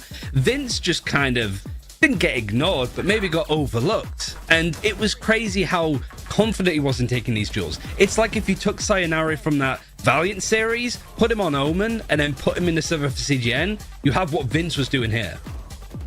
Complete show-out performance from Vince, and it just illustrates to KPI that they also can have star power. And it's not from your frontliners, well, even though we had strong performances from Element as well, right? It's just the consistency that Vince brought to the table when it came to mid-rounding, when it came to post-plants, when it came to opening things up. Vince was just everywhere, consistent, and yeah, you know, most of the time you want someone like Vince to open things up for your teammates. He really didn't need much help in that endeavor. He was solo bolo for most of that. Yeah, there were a couple of rounds as well that stood out for all of us. One, which was definitely a squeaky bum time moment, which I know Pavlos will go into very shortly. But Ryan, first of all, round 10, talk us through that round. I think it was just a prime example of like, stop, they're already dead kind of vibes. But it was not only the showing of what CGN were doing well on attack, but where Bisq was going so wrong. I said right at the start of the show, you live and die by this sword. The repick to go for the fight element, 5 and 1 on first kills on this side. Bisq on the defense, 0 and 5. He died first 5 times, more than the rest of his team combined, because he was going for those aggressive plays. But the rest, CGN were just really good at dealing with these scenarios. You could sort of see the KPI trying to walk in, full contact their way in those positions, but his post plant is just too good. And you also have Vince getting some crazy shots in. It's just like KPI were playing the way the CGN were yesterday, but they just like lacked in confidence. They weren't quite warmed up. Yeah. The occasion got the best of them. It's hard to say because it was so much better in the second half. I mean, this was the map where we also mentioned that Sayonara was a requirement for the team to sort of show up, where he was appearing in places where he really shouldn't be appearing. It's sort of the Chamber's job to do. Get very far forward in placements that can, you know, you could use your rendezvous to get that get for free out without being traded, but you saw Sayonara taking that role. The fact that you can't really rely on performances like that, and we're not just talking about stand-up performances, we're talking about star performances. You can't really rely on them map after map, is what was illustrated in this series as a whole. And I think what CGN did was just play their game to a T. Yeah, and there was one specific round which I felt like could have gone either way and could have been the round breaker for the game and which way it went, whether the comeback was continued by KPI or whether CGN won it out. And that was round 21, right, Pavlos? Yes, it was. And Ryan can break through rounds and make it all seem smart and dandy. I'm just going to let you guys react to this. This is a reaction round. This is where we'll get to see what happened, how it happened, all over again, because we love seeing chaotic rounds again and again and again, especially when things like this happen. Sayonara walks in, Davi is there, Element walks out of the shadows, Zeddy is there with the operator, somehow gets a shot across the wall and gets a double, and even though all this chaos happens, it's still a 2v2. No one's won it yet. KPI get the part down, CGN trying to get back, regroup together as you would. And yeah, the first few seconds were just a big highlight of this game. It's this. It's just like Benny just sending it, jumping up just as high as his Dizzy was thrown. Like, what a crazy angle. He headshot wallbangs him as well. And then just decided, like, I don't mind talking smack about Bisq in that defensive half because he was woeful, but on the attack, he was so good. It was so much different. He was finding so much more success. He won the bonus clutch. He won the clutch before this round that really set the sail for an overtime. And in that position, you almost feel he's going to win it, but it was just such a weird, unique CGN way of playing that really catches him by surprise and confirms it for CGN. Well, let's take a quick look at what that means for the series and the map progress so far, because of course, as we've mentioned already, that was KPI's map pick, a risky one albeit, and it did go in CGN's favor, but that means that we're heading into Ascent next, which is CGN's map pick, and we know it's it's literally the only map that KPI have dropped in play-ins so far. So it will be very interesting going into this one. Pavlos, I don't know if you have a specific take or prediction for Ascent. I'm gonna throw it to you straight away. What are you thinking? It's hard to imagine that KPI can win this one, given how consistent their opponents have been in playing it, right? And as you said, they've already faltered a little bit. It's a bit rough. But the thing that they do have going for them is that Ascent is a simple map. You don't have to, over analyze things and get too complicated with it. But it's at these moments that you realize that having experience playing it time and time again and being your bread and butter, you can get a little bit more advanced with it, and can make those mid-round decisions that much quicker, which at the end of the day can make a big difference. Yeah, I mean, I wasn't laughing at you, Pavlos, because you're right, like, Ascent is the straightforward map, but not when your opponent's playing Phoenix Jet, like, as a double duelist. Like, that's the curveball, right? But it's also just the form that CGN have been on. Like, I think they're 8-1 so far since the start of Stage 2. They have lost once to alternative attacks, but the games that they've won, the most rounds that they've dropped was 7. So when they win pretty damn hard. And it's also like their attacking side is strong. 60+% win rate on a side that teams hate to play on first. because the defensive side is so well considered. So this is going to be comfortable for CGN, like looking good on that first map, going on to this choice where we've already seen KPI be incredibly shaky against Valiant yesterday. It feels like it's set up for you, but that's usually where these teams maybe overcomplicate it a bit. Yeah, I do wonder as well, kind of going into this with KPI running that Ascent meta, I almost feel like CGN have that upper hand. They know how Ascent will be played by them, very likely. Like, that's not to say that KPI won't throw something exciting in there and maybe something different that we've not seen on Ascent before, but CGN already have that element of surprise going in, like you said, with the Phoenix and the Jet being played. I think they've also ran an Astra. Quote me if I'm wrong. Yeah. It's an Astra. Yeah. So that also, you know, opens up, I think, a lot of potential for those post plans. I mean, I'm biased. I love an Astra play. I'm a boastee, and I know how great Astra can be. What are your takes on that Astra pick? Makes sense, actually, that like Zesht is on the team that is playing Astra, because he is the captain, the ambassador of the Astra Appreciation Society, or I guess it'd be short to ASP, which isn't great, but that also kind of sums up how Astra's good on this meta.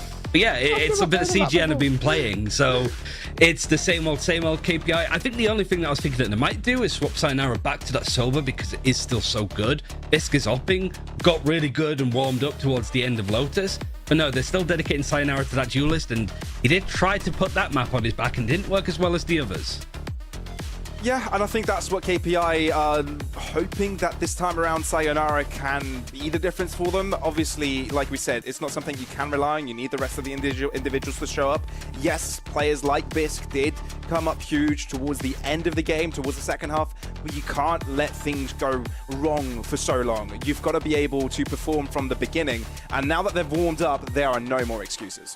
Yeah, I think it's going to be really interesting here, because when they played Valiant previously, you know, Sayonara was still up there at the very top. So I wonder if they'll implement anything different in terms of how they're setting him up, or any different plays. Who knows? But we are all going to know together very, very soon, because Ascent is ready. So I will hand you back over to our casters, Hazard JC and Cairo. Thanks, guys. Yeah, looking at the veto, it was already said on the analyst desk, this was the one that we're thinking is the lock-in for CGN. With Haven up next, KPI territory, they can put themselves in a really strong situation for what is potentially the final 3 maps. However, the last time that KPI lost an opening map was in the grand finals of Split 1. They beat Kase on the next. That was their chance to get back into things. Yeah, this is a big map for the whole series, Hazard, because for KPI, they've played this once and lost it. They didn't have a good attacking side, their defence wasn't great either, and as for CGN, Hazard, they've played this 8 times and won almost all of them, right, apart from one.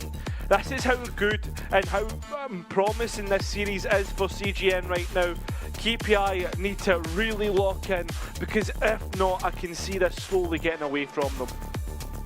Both teams winning their pistol rounds on the previous map, both putting up dominant halves. This KPI defense needs to show a little bit more for us here, or things will get worrying. CGN on their own map selection with a chance to go 2 up in the grand final. I mean, this is the thing though, Hazard. CGN on Ascent are well above average when it comes to winning their attack rounds. Always. It's the comp as well. Yeah, I mean, they always tend to find themselves at an advantage coming into the next half when they are on the attack, even finishing out from there.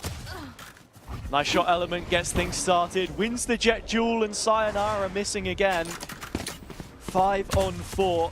They can now start to split the site. There's still 2 players here, one of them Kiles, joins up with Zeddy through their own dark cover. While I would have had the flashes to take the fights, it happens through the midsection instead. Both Insider and Bisk, the core, the foundation that this team is built upon with exactly the response you want. And last time we saw CGN in this position, they weren't decisive enough. That's exactly the exact point I was going to make, Hazard. Decisiveness has been a real weakness for CGN. You can see just Vince deposited in mid is something to catch players rotating in, and allowing the players to brawl their way into a site take, but it doesn't seem to be happening for them, and time is getting low. And with Winx Insider making his way through B main, time is ticking away for CGN to get this spike down. Waiting for a reaction.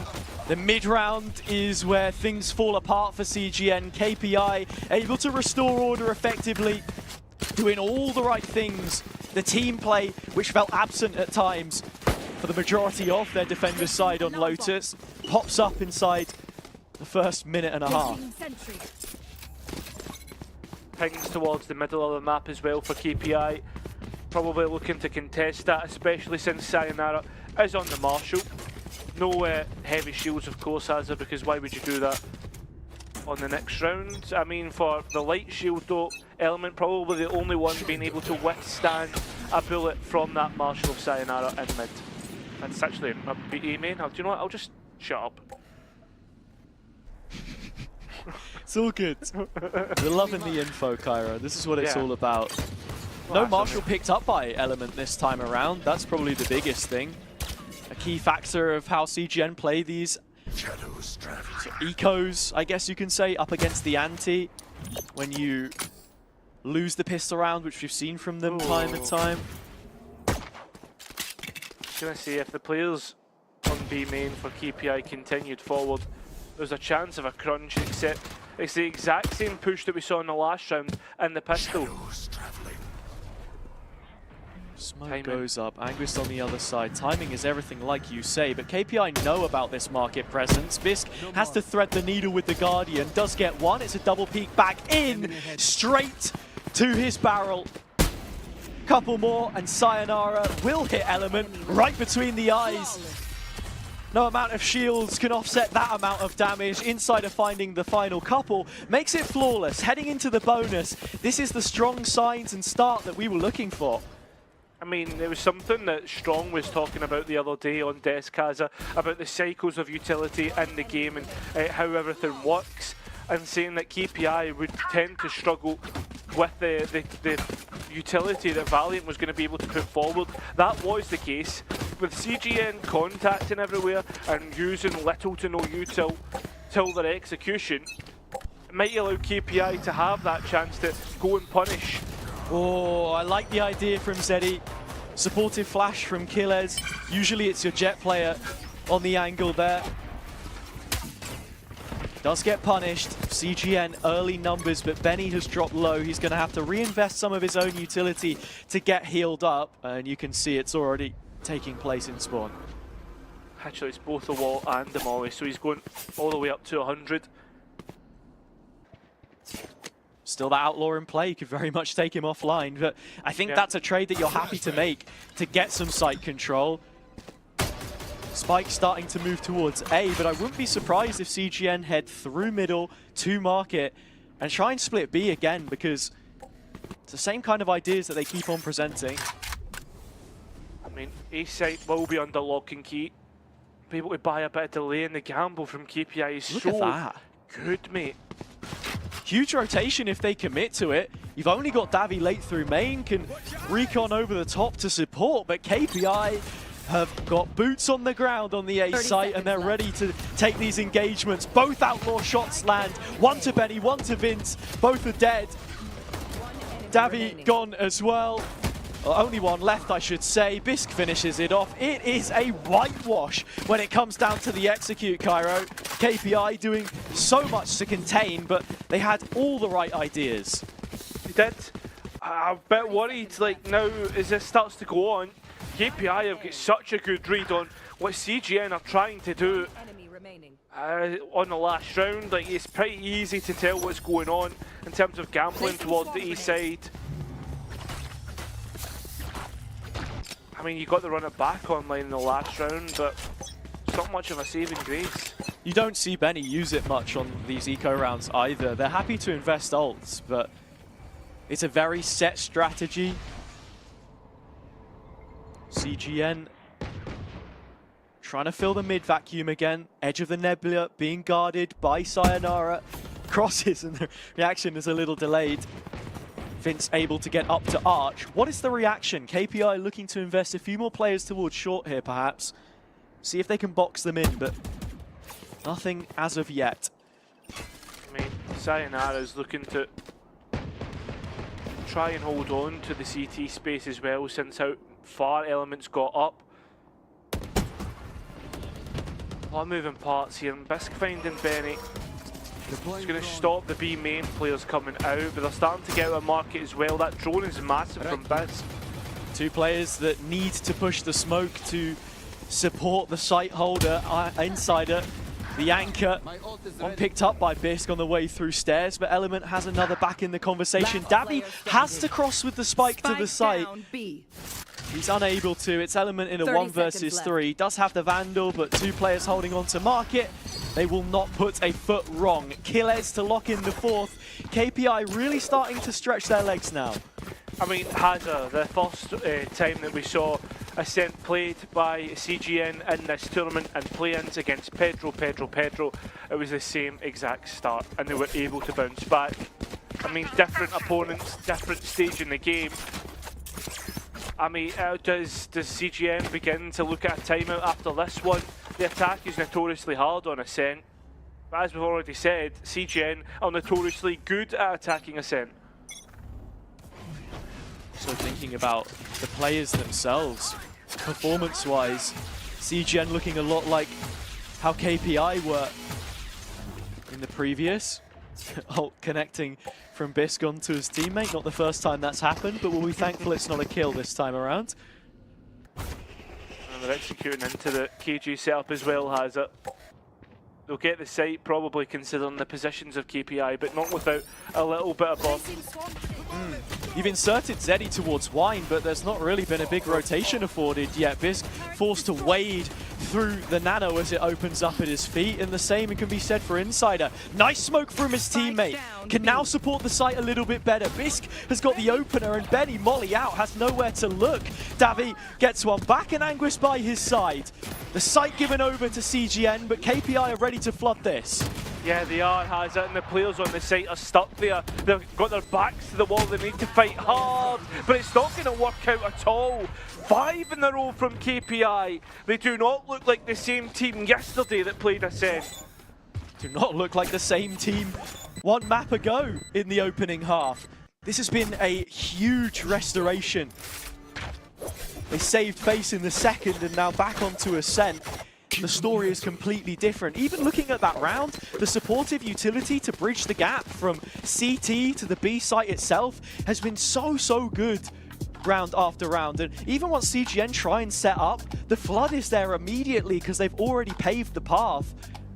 The bricks in the road, now it's Capio to try and offset that a little bit.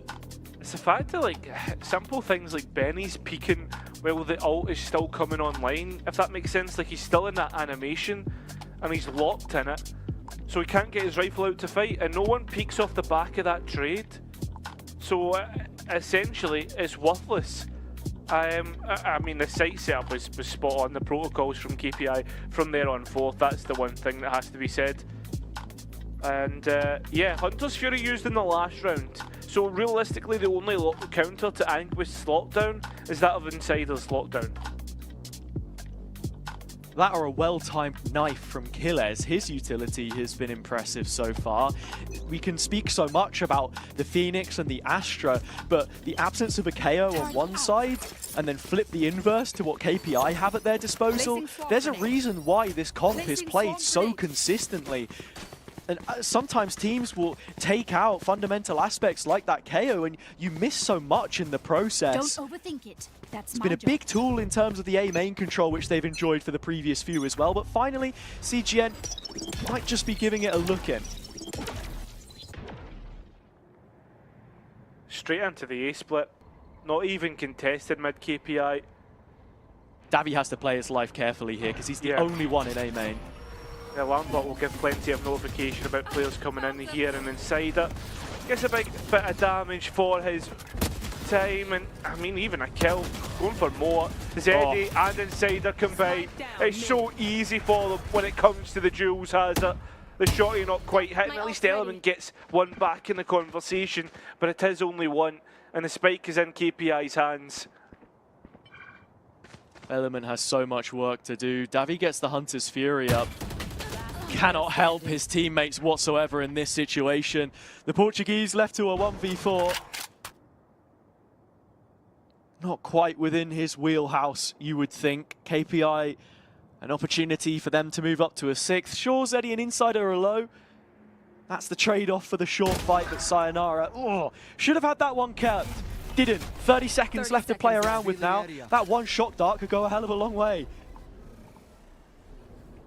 Would have been incredible as he brought this through. I mean, gets the spike, that's all he was wanting, and dips out. You can see Bisk already looking to try and cut off the rotate, and he gets a glimpse at him. Davi double thinking about maybe peeking out, but it will be on towards the side where time is low, and to get the spike down. KPI are rushing this. Giving him a chance. Does get revealed. That allows Zeddy to pounce. 3 kills picked up. The operator should come with it. To go back to the start of that round though, Cairo, something I wanted to highlight was, again, the KO utility. Not only does it locate that Davi is the only player in A main, which means they can focus more heavily on the short push, it removes his drone as well, so he's a little bit more paranoid to clear it. You can see on the minimap, he only just gets in once 3 of his teammates have gone down. Not finding the full value of the setup there. KPI just reading it really well and having such strong counter utility themselves. Well, has almost a full belt of ultimates for CGN to use in this round to execute. As an eco though, so I imagine we won't see any of them. Maybe we'll see the blades from Element, but that's about the size of it. That's what you're expecting here, and actually, with Insider being the only player towards short this time, has to rely on those nanos a little bit to hold the line. Suppression onto 3 players though. Again, just variant in how this KO knife is being used, but still finding so much value. It's actually Element by itself this time around. I mean, it's a duel against Insider. You can see why they would want shot, because it's to deny the lockdown. Spike going down, shot contested, and that's a big ultimate offline. I was going to say, I could see a lockdown being invested by CGN to buy some time, and it's done so. Well, not only that, it's going to buy a whole heap of space if Element can find the capitalization that he's looking for here. Benny still has 2 flashes, 2 players detained. Bisk and Sayonara gone for the next 8 seconds. And the ultimate's connected onto one of them. Sayonara's going to try and jump out. So many pieces invested by CGN where we thought they wouldn't, but it's managed to post their first round. Yeah, I mean, no point KPI going for it, but with the fact that CGN were actually saving in this round, they're holding for exits. All in all, well planned round by CGN. As soon as you see, like, already the setup from KPI to play retake, and the fact that Insider's ultimate is up, they just put Element in there to try and deny that, and he does so well.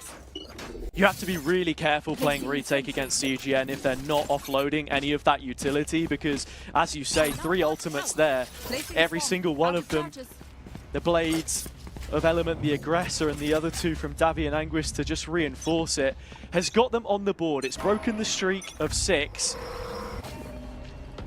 Still a Guardian there though. Element's op could be huge to take this fight. It's Davi instead which goes down. They only recalled the Nebula, that was it to fight mid. Maybe knowing that there would be an op, thinking maybe it was Bisk from last map, but no, it's Sayonara on this, and he does not miss. He doesn't. Not this time around. Hear his name floating around the whole of challenges all the time. It's for good reason. He has the world at his feet. Bisk, another one of those players that can be equally as good on their day, and that's the scary part. Yeah. Anguist looking to throw his name into the ring. Insider gone, only B player in terms of making that cross that they used to do so many times. KPI don't have full spawn control. In fact, it looks like Bisk is going to be investing this drone to even re-clear it as well. Still a 4v3. Kill to Sayonara. Hazard, that brings it back equal. Cosmic Divide still available and plenty of stars to be used as well. They can batten down the hatches here. You have A star placed on one of the sides. It's the lane being held by the alarm bot, so Vince face checking this one himself. Not going to be in the best position to use his utility. Does full tuck off the contact of the flash. They are right back at it. Anguis nose to the grindstone, keeps on going. 2 kills from the 4v3 puts CGN, a player, at the advantage now. KPI damage limitation, trying to remove these rifles from the board. Bisk and Killes doing a brilliant job at it, and in fact, they will wipe the slate clean. They don't get a 7th, CGN onto a 2nd. Still, they're building their way into this haphazard, slowly but surely. KPI need to be careful because their buy and their money is slowly starting to dwindle away. CGN start to put rounds together more and more. The only thing that I will say about it is that their ultimates are starting to get less and less. That's them going to be resetting their ultimate cycle, and they've got to think about where they go next in terms of their plans. A lot of these round wins have been attributed to the ultimates that they have in pocket. So those win conditions, one away from Benny's. He gets the orb here, and it's a chance that we see it instead. Burning straight through 2 flashes. Insider won't be caught off guard by it though. In fact, he plants his feet and finds 2 kills. Bisk is there immediately. Such a quick reaction from KPI, and this one's dead in its tracks. Yeah, straight away. Coming back from this would be. I'm not even going to think about it because it's not going to happen, right? I hope so. I'll have to see. Like it's Anguis and Davi, the same 2 names that have been in these positions before. One less though. Just Anguis, 1v5. Listen, mate, the issue that's been cussing people all tournament, I'm taking nothing to do with this. Anguis, yeah. I mean, Sayonara's up. That KO knife we spoke so much about, surely not. nah, it's not going to happen. You can only see Anguis as one to see if he doesn't want anything to do with it. I mean, for KPI, as they start to get more and more in this defensive half, I just think they've got the setup spot on. Everything about it. Like usually with the other day when we saw CGN play it, Galacticos were over peaking, finding themselves in position, like having your KO being the lurker rather than, I don't know, maybe your KG or your Cypher player. Is this a 2nd time out from CGN? Just waiting for confirmation. It is KPI this time who need a 60-second pause. 3 rounds left, just being cautious of any adaptation, but a momentum blocker in some ways could favor CGN here. They have got the run it back available. I think the big thing to note about that previous round is just how quick the reaction was that time. Sure, Bisk and Insider had things covered, but everyone was present. As soon as Benny reaches into his pockets for that 2nd flash, you can tell that something's up. CGN were not often committing in that kind of fashion. I find it a little surprising they didn't try and build towards it though, when that's where their win conditions have been. Exactly. It's just the breaking of chokes and stuff like that has been the biggest problem for CGN. A main, B main, under lock and key every single time from KPI. You think about the general rounds again, it still comes down to these ultimates. As you said, like getting the run it back on as much as possible. Yeah. Like that would be a game plan because it's ultimates that are winning you the round, and that's the easiest one to get. Yeah, you've seen it. Benny bouncing around like a playground. Sayonara hoping to make mid one of his own though, but has missed. Shot lands onto him instead. Only 5 HP. Element within striking distance. The rest of CGN, they're all present towards short. 3 of them. A couple on the other extremities. It's actually Zeddy that goes down. 4v4, it's still looking for Insider to try and get something back, and that might be a step too far. And it seems to be the case as CGN are just punishing every overpeak, which KPI have. Yeah, and Anguis has found himself onto the A side. He's managed to get out here as well. Like Sayonara dies in the backlines, you're wondering how on earth that happened. CGN pull the rug from beneath KPI's feet. This one doesn't settle for the Spanish. It's yet another that they put on the board. So unnecessary. Yeah. Like everything about it, like Insider running out the smoke, and like he takes a second to look around himself, and Davy he gives enough time for Davy to pick up the kill. I don't know about that one. A big question mark on that round. Yeah, it feels like a flash in the pan. You were saying before, if KPI were collecting coins in the peaking jar, they might be able to buy that partnership spot outright. Not exactly got to that point just yet. But you do worry if rounds like that continue, it gives CGN a platform. Yeah. It's funny about that last round though, Hazza. The timeout was actually called by both coaches. Both of them wanted to use a timeout. So what do you do? Flip a coin? I don't know how that works. Yeah, that's an interesting admin call about who uses the timeout up. If it comes down to coin flips, KPI did win the one for the veto. So that's something. And so is Benny's ult. He was clinging on to it for so long. Finally, we see it come through. And what does he get from it? He presses the button. That's it. Yeah. But at the same time though, this ultimate is going to put B main completely open. CGN are calling to fight this as a look at the bodies on there. Benny's the one stuck in the corner. Killer's blaring off as the null command pulses from his chest. It's a bullet to the head by Benny. Anguish still ready to duel this. The lockdown is there. It's important that they do so. Insider guiding it with his life. Sayonara there too. Element there to break it. But where is Bisc in all of this? He's out through spawn.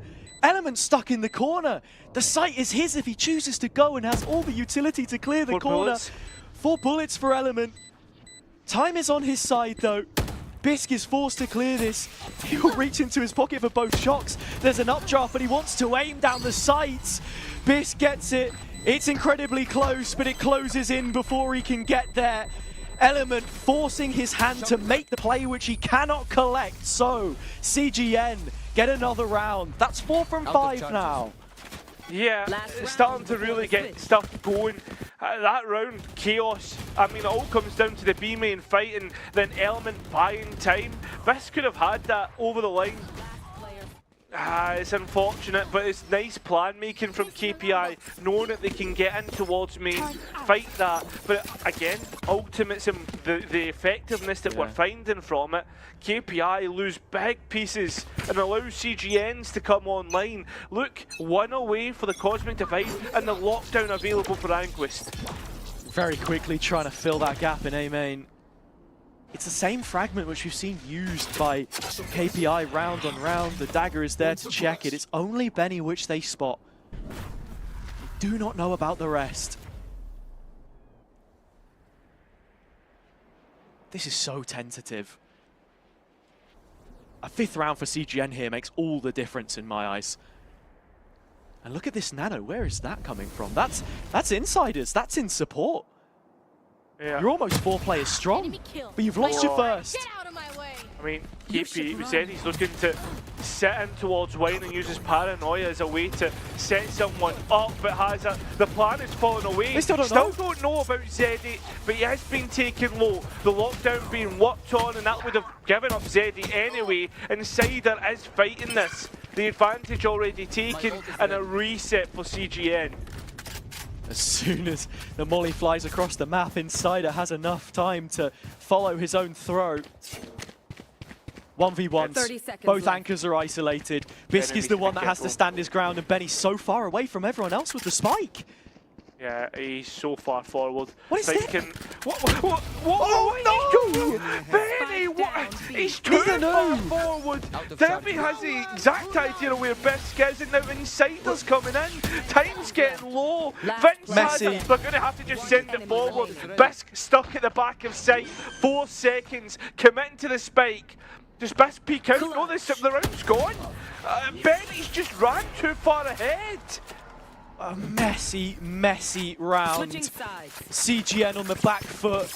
The deficit is twice as big as it would have been had they not picked that one up. Capio must be fuming. You understand what the idea was, the rationale to an extent. Elements baiting the steps, 10 paces behind Benny. Didn't even have his own gun out to punish Bisc there. then you're committing to an ult to punish backside, no one to trade off of Vince's body. And when the dust settles, it's 8-4. KPI have got themselves a huge first half. That 8 can go a very long way. Back-to-back pistol wins puts them a step further. Yeah, that's incredible. This is my lifeline though for CGN when it looked as if it should not have been the case. Players outside of the smoke, you can just see the Faro and the Elements missed it entirely. Big opportunity. As we said before, he loves to roam on this defender's side, but it's put CGN a player down. Inside the first 30 seconds, KPI with options at their disposal. The turret still watching for tiles. A main is the only place that they have to be ever so slightly curious of right now. Killes the player holding for it, but they're just going to wait for these guys to react, and it's probably Benny to do it. Watch your eyes. Well, there it is, but the capitalisation only pulls out the paranoia. It's a big piece to get rid of. But, I mean, Benny, he's gone. Ooh.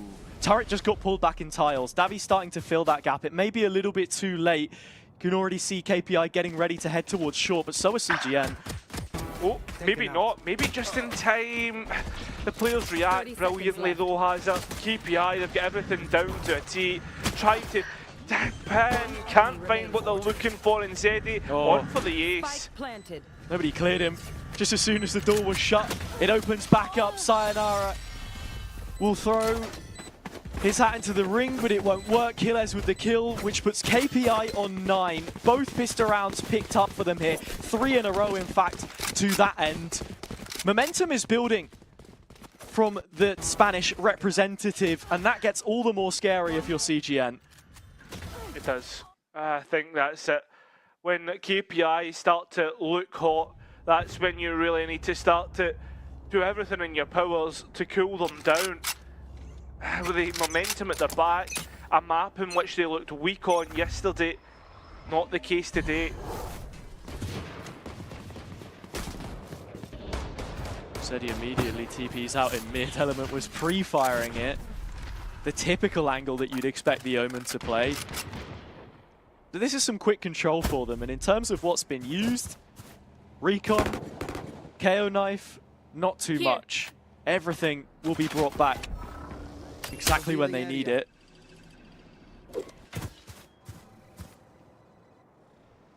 I think in a round like this as well, it's important to just bring that stat back up. CGN haven't lost a final in the last 2 years.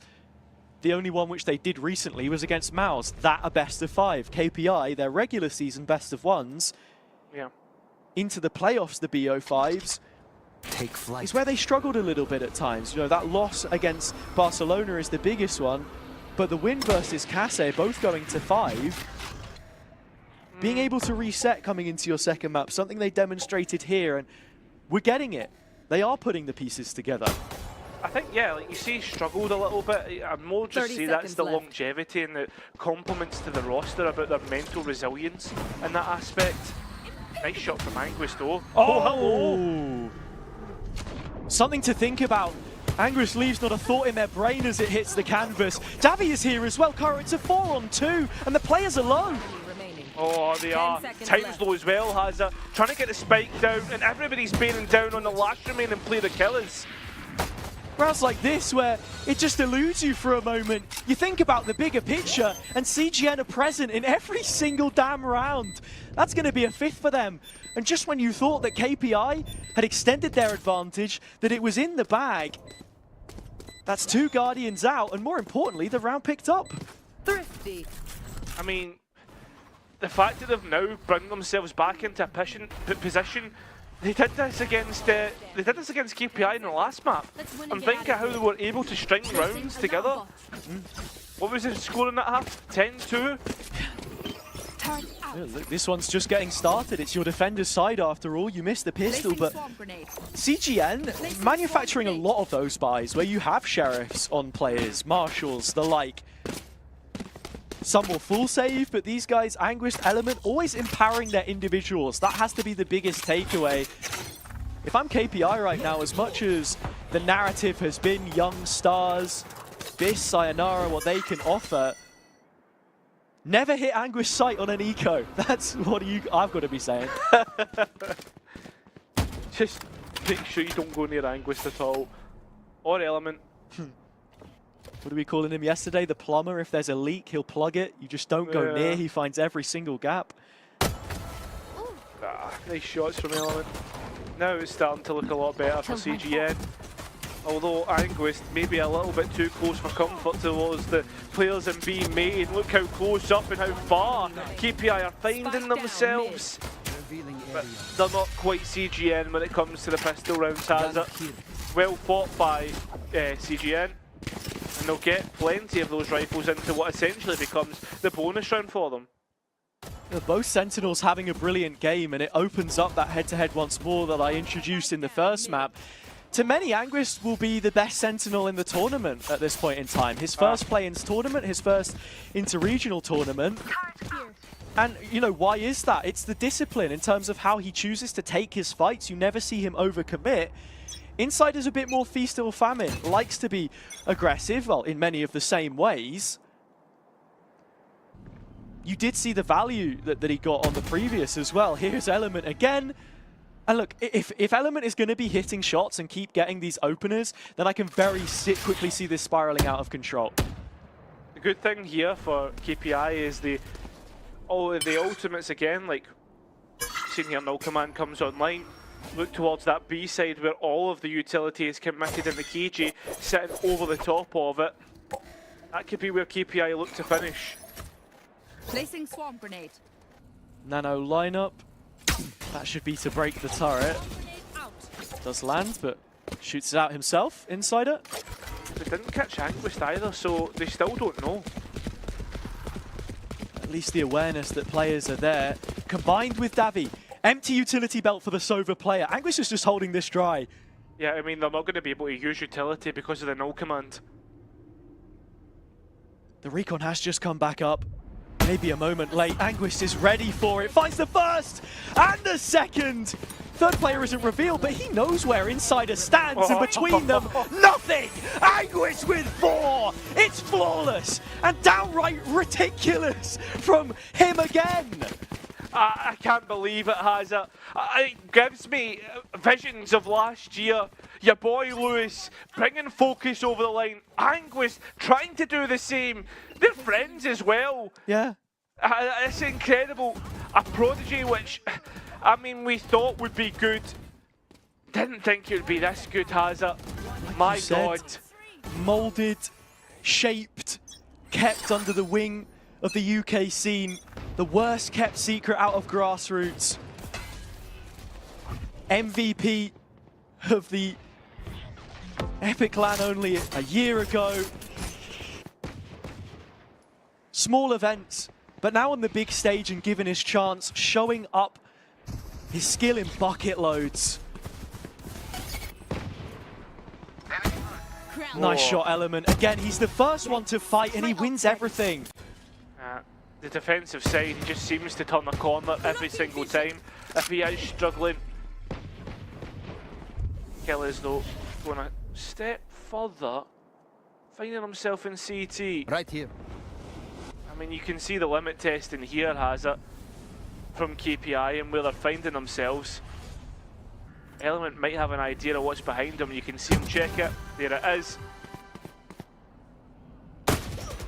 Element 3k on the round, but this could make this difficult. It's Benny, which they've put under duress. He's the one in the hot seat, the Phoenix player.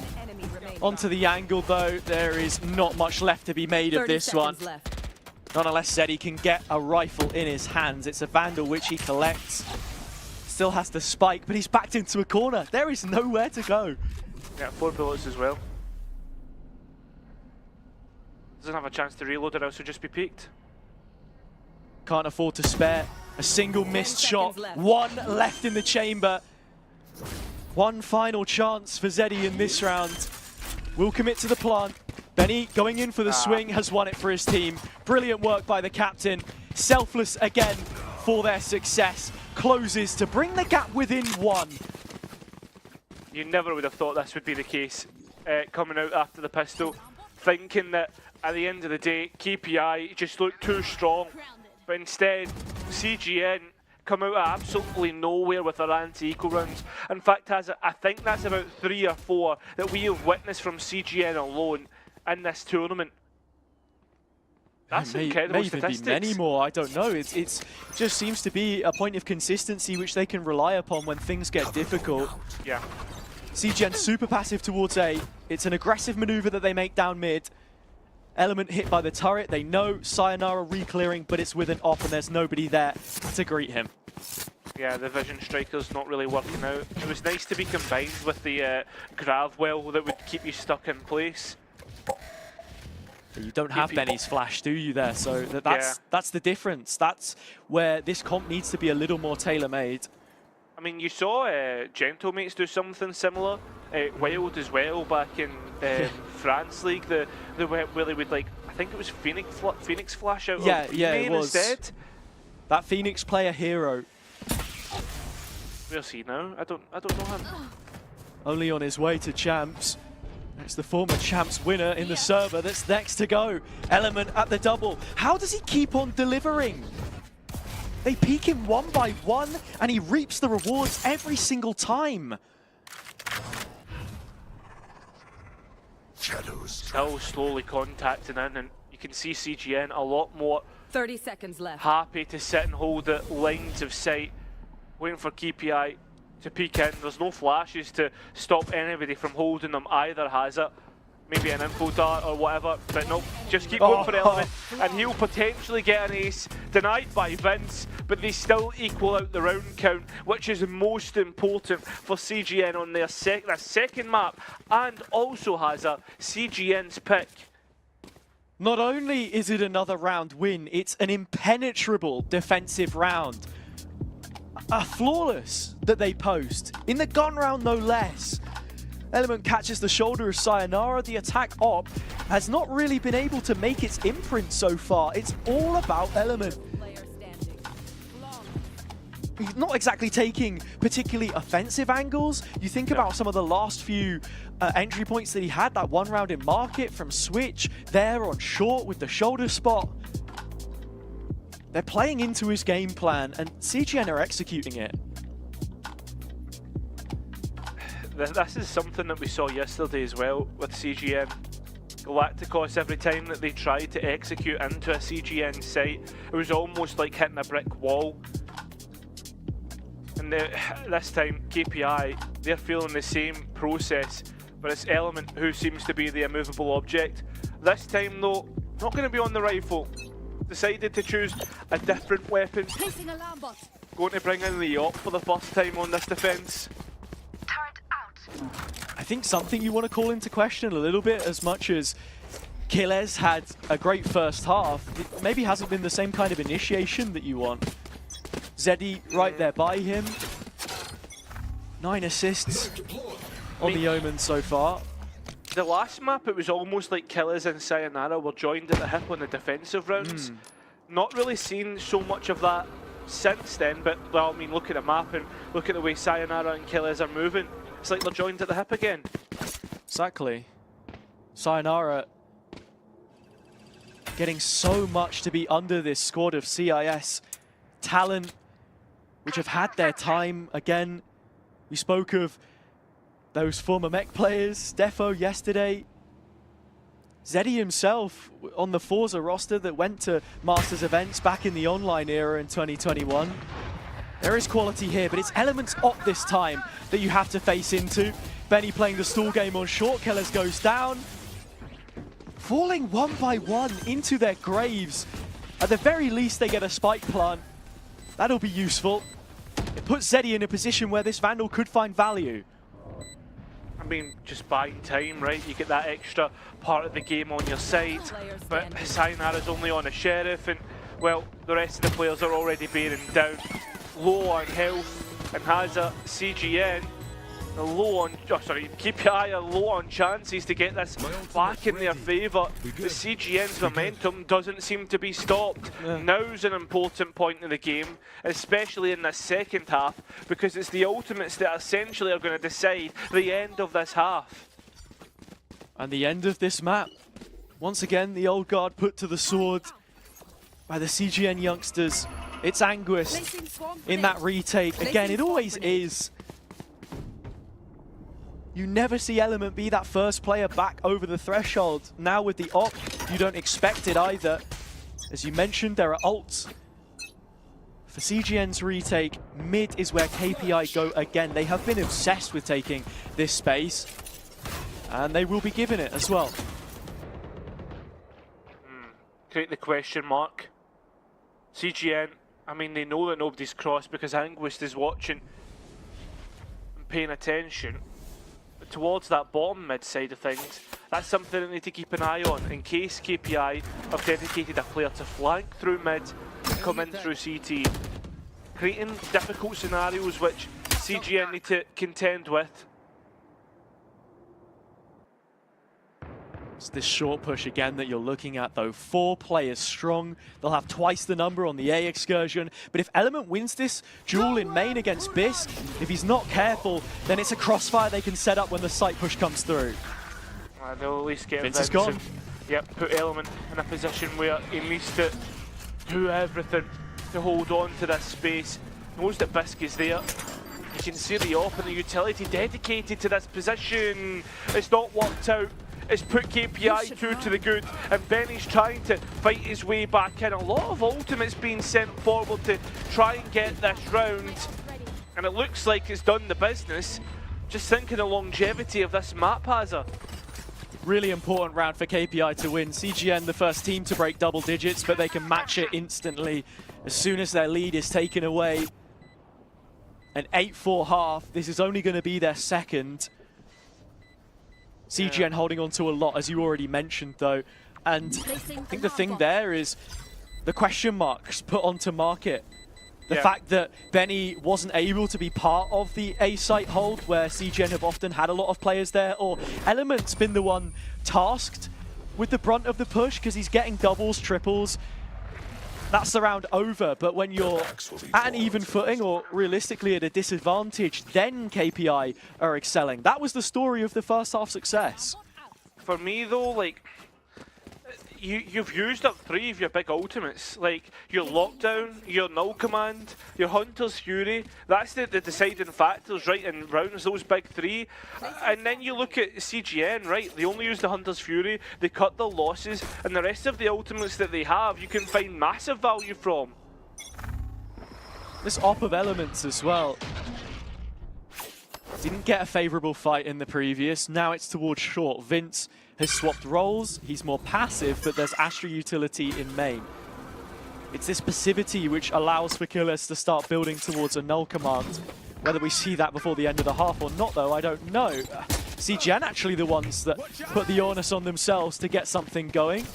Benny's cleared all of this run, but there are players close by which he doesn't know about. Yeah, the thing is though, Anguist is backed it up, so all that space that's been taken is in CGN's hands. Knowing that it's going to be re-cleared, Anguist steps off, destroys the drone and forces KPI to try and do something about it. But Element in the meantime has capitalised and got his opposite number. It's another Element first kill, and not only that, it is a default protocol to be then executing into the side of the map where CGN were getting aggressive because you expect the rotations, yet Anguist still has his full setup and has managed to defend the Nano so far. Finally he invests it, but Benny is there to support. Using the hot hands, the players have got out though, which puts Anguist in a position where he needs to fight and he needs to win. Benny, just off his rifle momentarily, allows KPI onto the site, but still, with a player dedicated towards market, CGN have an advantage and could even go 1 better and make it 2. No, Bisq gets it back in their favour. 2v2 here, has it. Trying to cross, Element's blades go in, but it's another for Bisq to collect. Another confidence booster as KPI crawl back into this game. Dabby's on the site already, he spotted both. Jumping to the boathouse. Sailed themselves downstream a little bit with the info given away. They're low, it's a shorty out, but Bisq with a 3rd. KPI, they do carry on. Bruised, scathed. They'll do it though. Yeah, but like, why peak 1v1, 1 by 1 for CGN? I understand that, like, you want to get things going quickly, and just to let you know, CGN have timed out after that. I imagine massive frustration from the coach of Capio with the way that CGN approached that last round. There's not many chances to play out the rest of this half, right, Hazza? We're right at the death. So with that being the case, making small mistakes like that can cost you the entire map, and in turn, that could be the entire series. This may be a missed opportunity for CGN. 6 rounds in a row, and KPI now starting to bring the punishment. You saw it on that round, but the style for the Cologne-based organization is the way that they're holding. Vince didn't have any stars coming back into the retake because they were all placed on holding A and B main. Anguis was there to get a couple, alongside Benny, their efforts combined. It's back through where we need to see a little bit more coordination though, like you put it. Bisk stepping up, matching his performance from the end of the previous map now onto this attack side. Just the lockdown left for CGN to try and work with. Vince getting close to one himself, but that's not something you can rely upon.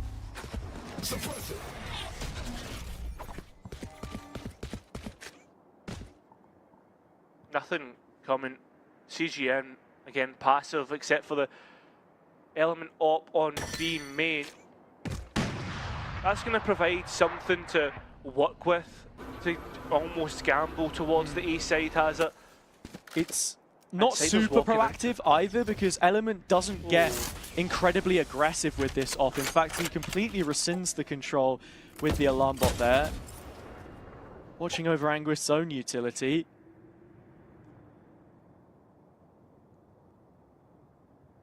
Davi playing rotate. They still have the info in the middle of the map, but KPI have conditioned this so heavily, they're still thinking about it and could be a couple players short on A when this push does come through. Here's the go button pressed, and Vince trying to hide himself in the corner. Molly's being used to buy some time in the rotate in. The smokes though haven't cleared Vince. He's done it again. He's found a chance. Another time where CGN get themselves into an advantageous spot in terms of the player count on their side, and Killers has been found.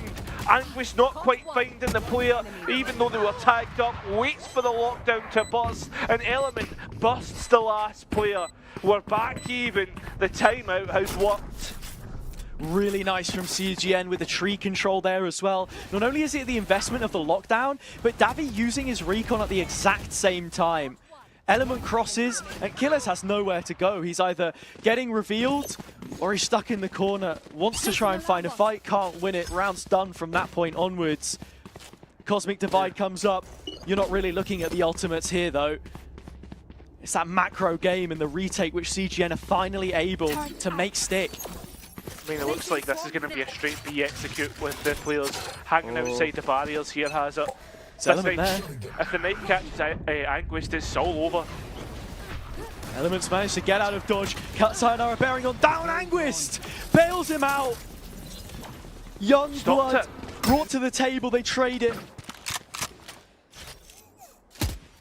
Zeddy nearly getting caught out in middle as well. Davi with a golden opportunity which goes awry. It's a double op setup, but neither of them have landed their shot so far, and look how quick KPI react. It's into Benny.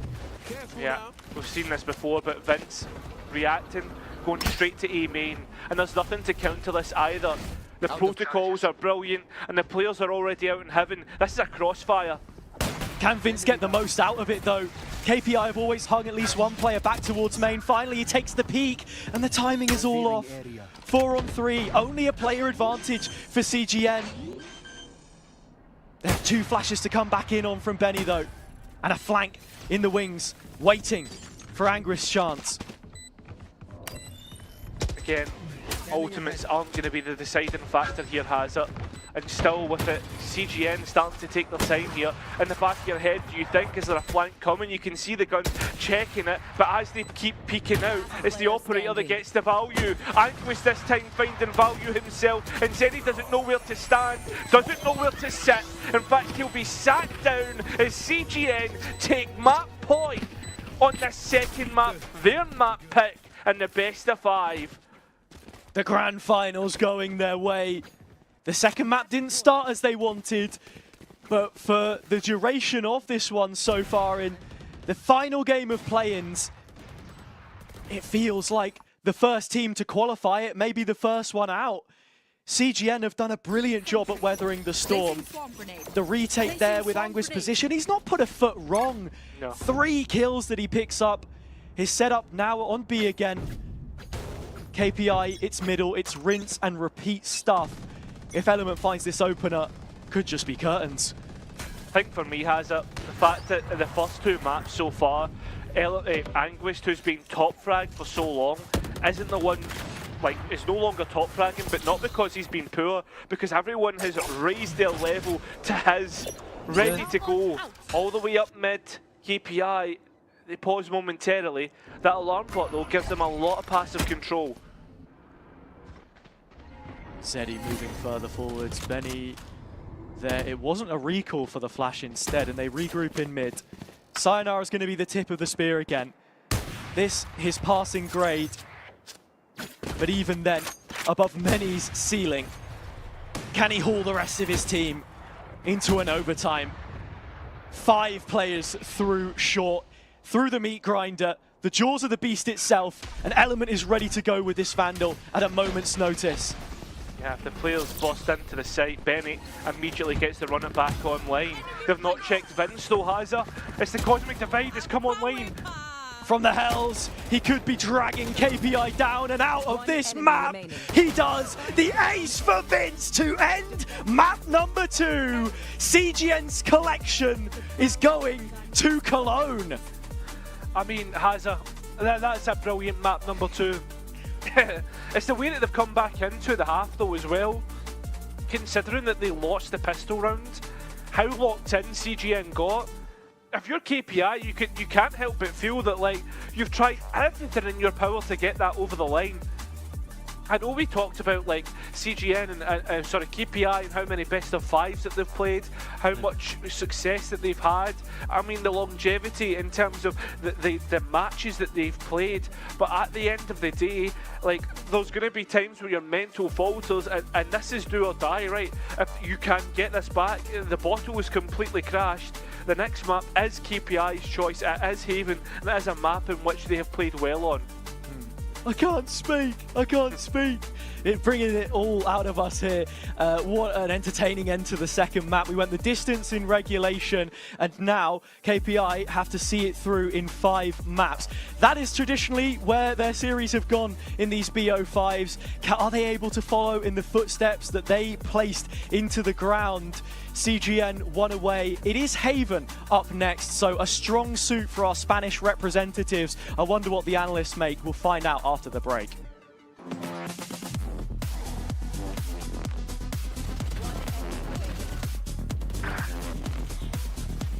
All good, man. Was it water or something?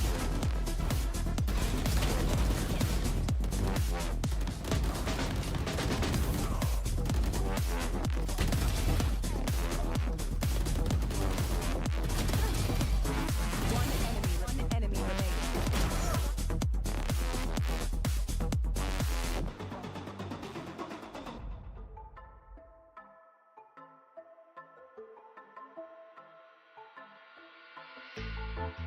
You will never understand what I went through. You never were a good listener. A good listener. You will never understand what you put me through. And you never be a good lover. A good lover. At first I believed I was the lucky one, but I was just fooling myself, fooling myself. You think you can talk sense to me, like we are gonna be okay. We're not okay. So is this gonna take all night? Don't wanna waste no more time, yeah, you're damn right. Already gave you my loved ones, but now I'm fed up, gonna take it all back, cause we're a no-go. I know that I do better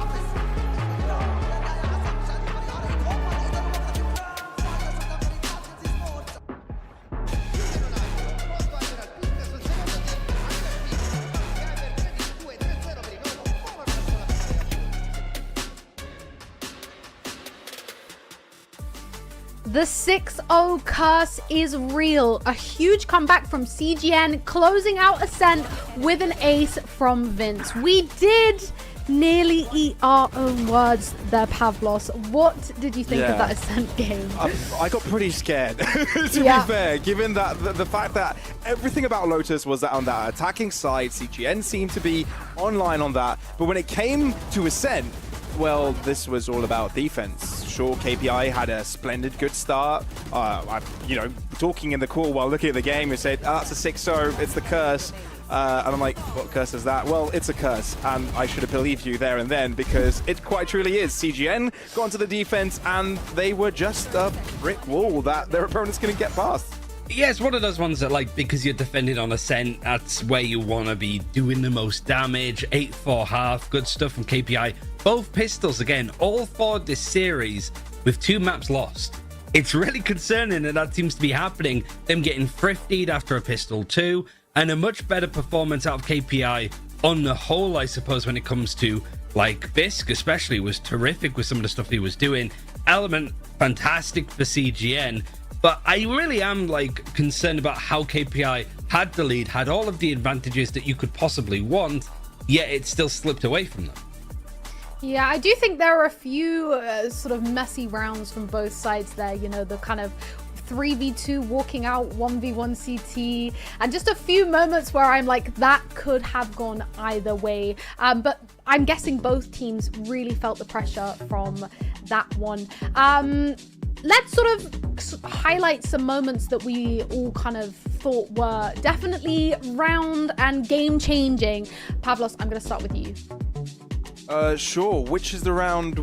As in, like, you would like me to bring out a round? Okay. So the round number 10 it is. Let's bring that up. Yeah, I can go over this one. So this was, I got a little bit of KPI. You could look at the kill feed there, or like the scoreboard. 7-2 up. They just won the round. They call a timeout here. CGN also called for their second timeout in this fight. But CGN did it a little bit later. KPI got in first, so it counts as a KPI timeout.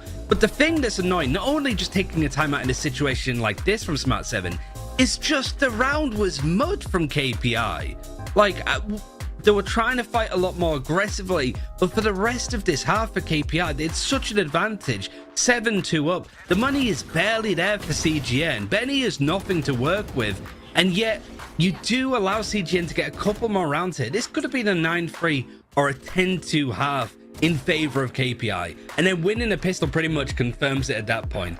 But there's so many instances like that that are problematic for me. Like, KPI had everything in their hands and it fell apart.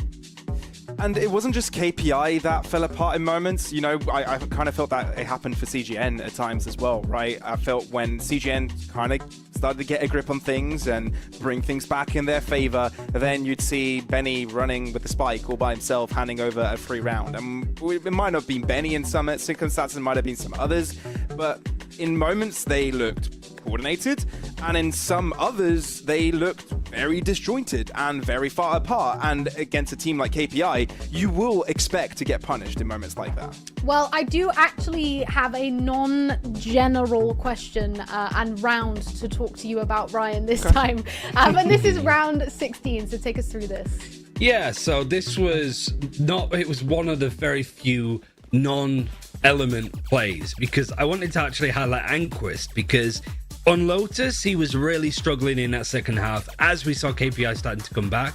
And yet the way that he's able to play around this, you've also just got him playing first contact, the recon dart to help around the Astra smoke. The kind of little set plays that CGN wanted to make here, having an aggressive hold, was just nice stuff. And I think that both him and Insider, over on the side of KPI, had a much better showing on this map. In fact, Insider started to really climb up the ranks with kills and impact on the latter end of Lotus. He kind of did the same here on Ascent too, Pavlos.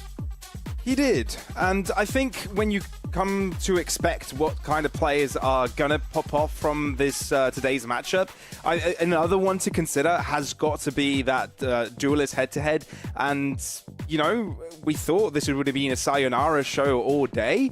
it really wasn't in this match in particular, right? When you look at who outperformed on that duelist role, the person to be was Element. As soon as he got his hand on an operator, he was getting first blood after first blood. He was everywhere.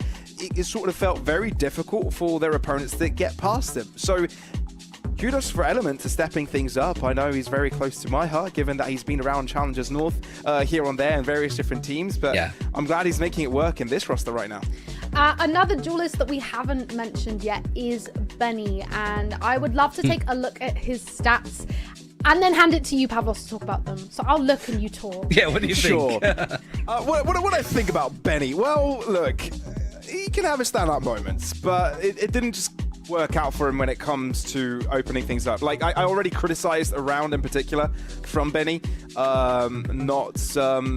being, obviously having a slow start, it will affect your mental. You'll kind of, when you feel a round is secured, you might just get sidetracked a little bit, and that happens, right?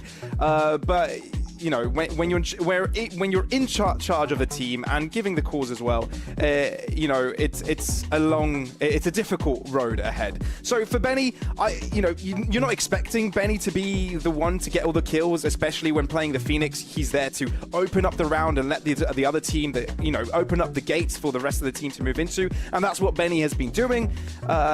So.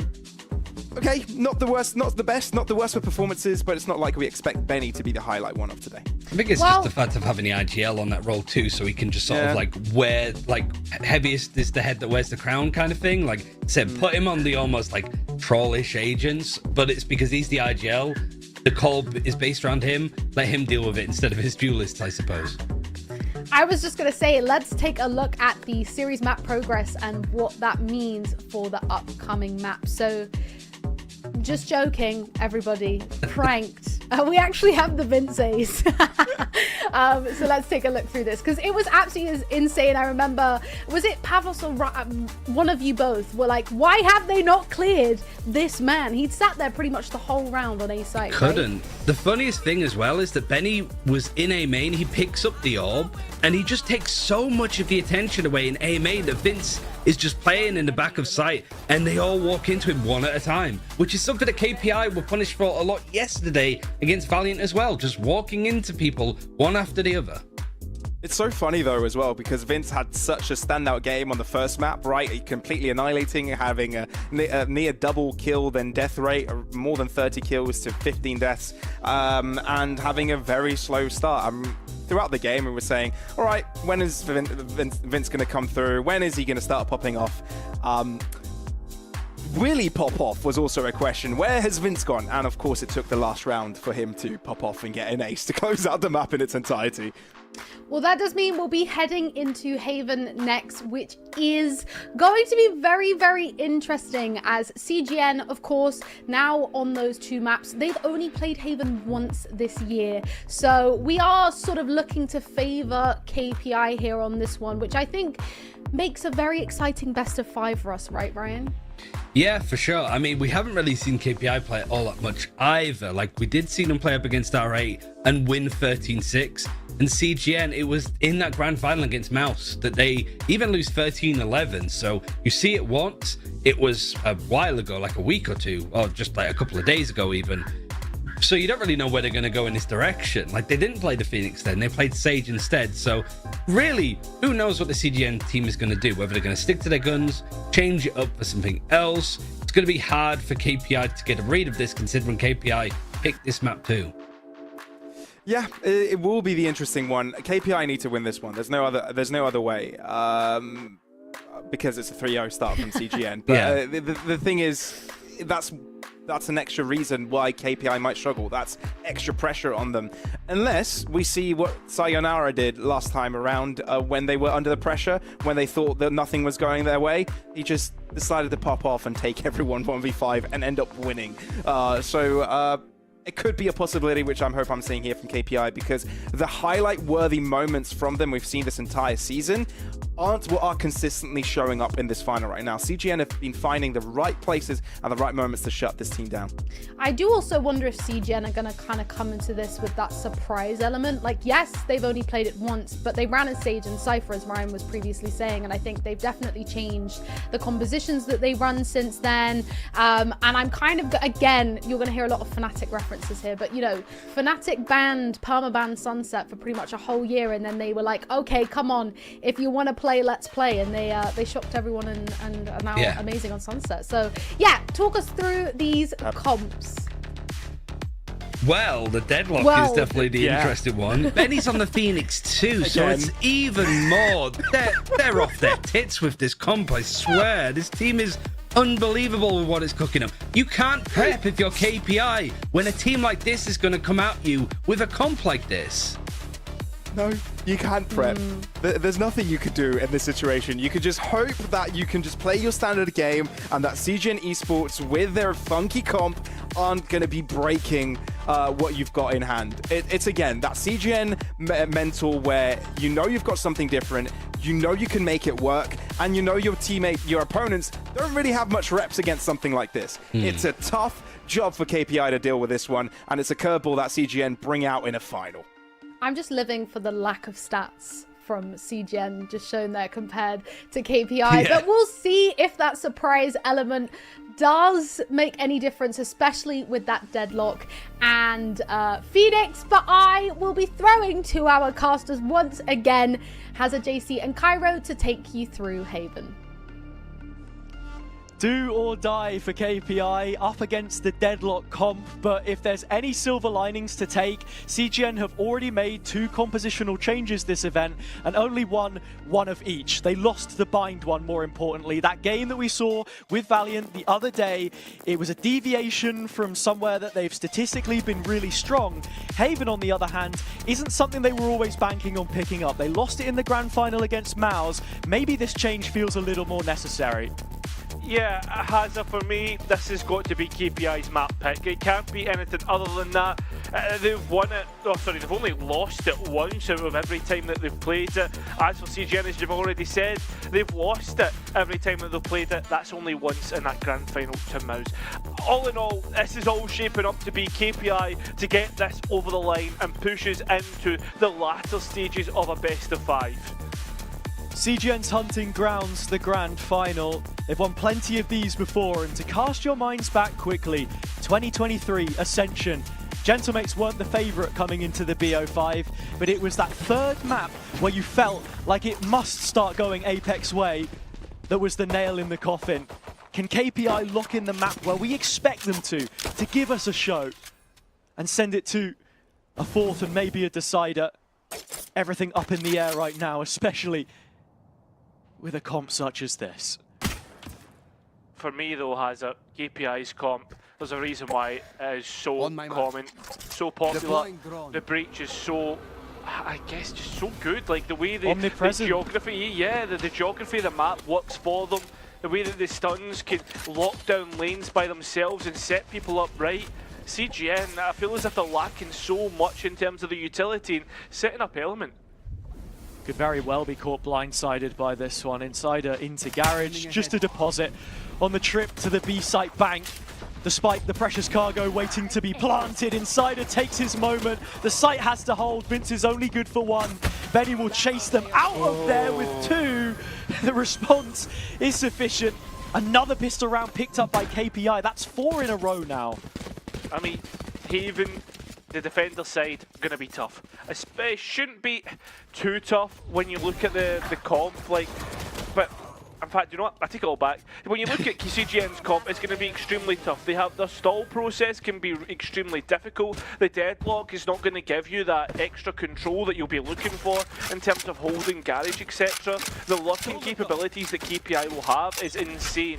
And not only that, the execute capabilities is going to be another level. How does CGN stop this?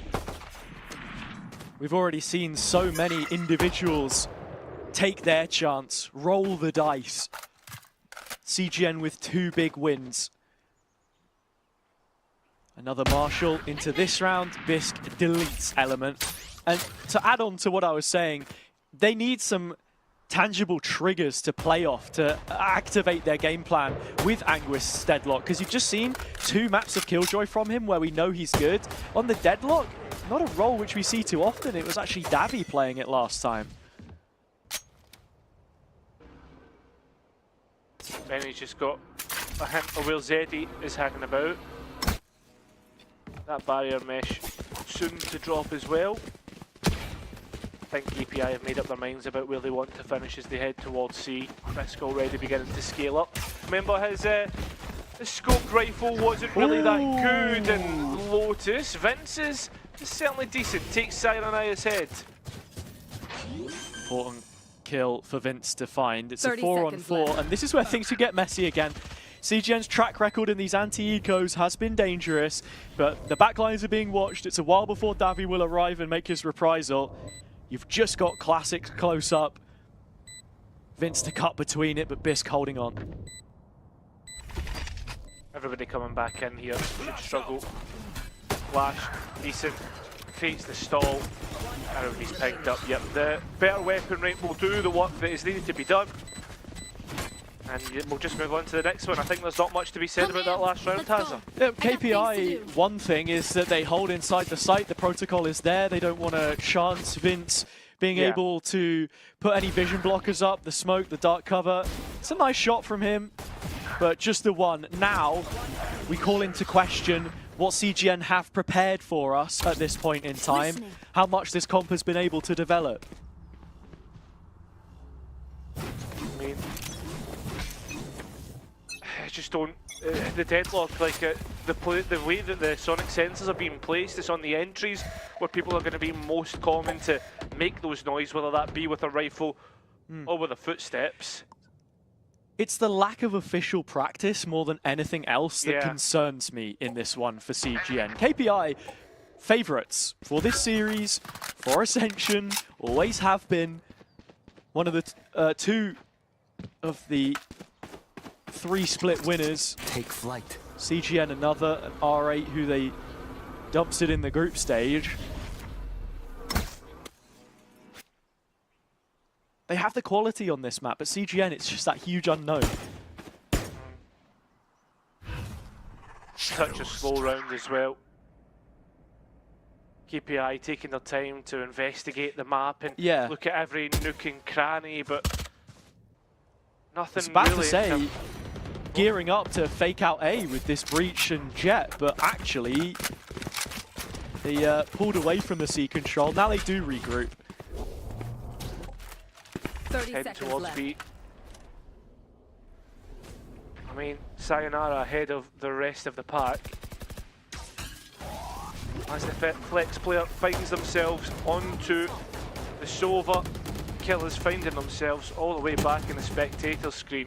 Continues to be CGN that wins the fight, but Sayonara one back in his favour, and it seems to be pretty easy for CGN for the most part, has it? Not much but sweat off their brow. Nice retake and finding their first round. Another individual step up there from Vince. The 2 young talents on CGN's books have been the ones doing a lot of the heavy lifting. This was a brilliant 3K, and it all started with cutting out the lurk on the C site. KPI didn't have any control, and then it felt as if they lost their heads. We didn't know whether they were fighting towards C-Link, A-Link, where the control was going to come from. First of the gun rounds lost, now into the second. Bisc on the op again, but we need to see some results. Listening. Now look at where the barriers are, Hazza, and look at CGN, how they're lining up. They want to take a lobby pretty quick, and with the run it back, you'd expect CGN to have a bit of firepower behind this. Left the entirety of the middle of the map open. Insider has been challenging them more often than not. Vince fights it before the recon even hits the wall. Zeddy plastered instead. Numbers. Now, what is the reaction? Steps. Elements hearing the steps, sure. And walking right up behind them. He's giving his own steps away, Oh, but I don't but they think know. KPI... And I don't know KPI if they've don't. heard it. KPI don't. They are walking straight into a C site, which is growing stronger by the second. Here. I think they've just seen the foot of Anguist. The barrier mesh doing so much right now. Need to clear towards logs. There was a ping towards there, and Anguist hasn't quite found the mark. So that's numbers back in CGN's favour. The Omen still stays up here for CGN, which will be massive for the post plant. The operator might not get the value that it's looking for. Bisk locked into long. So much pressure put there by Element. Jumping around inside her is a dead man. Vince the one who executes him.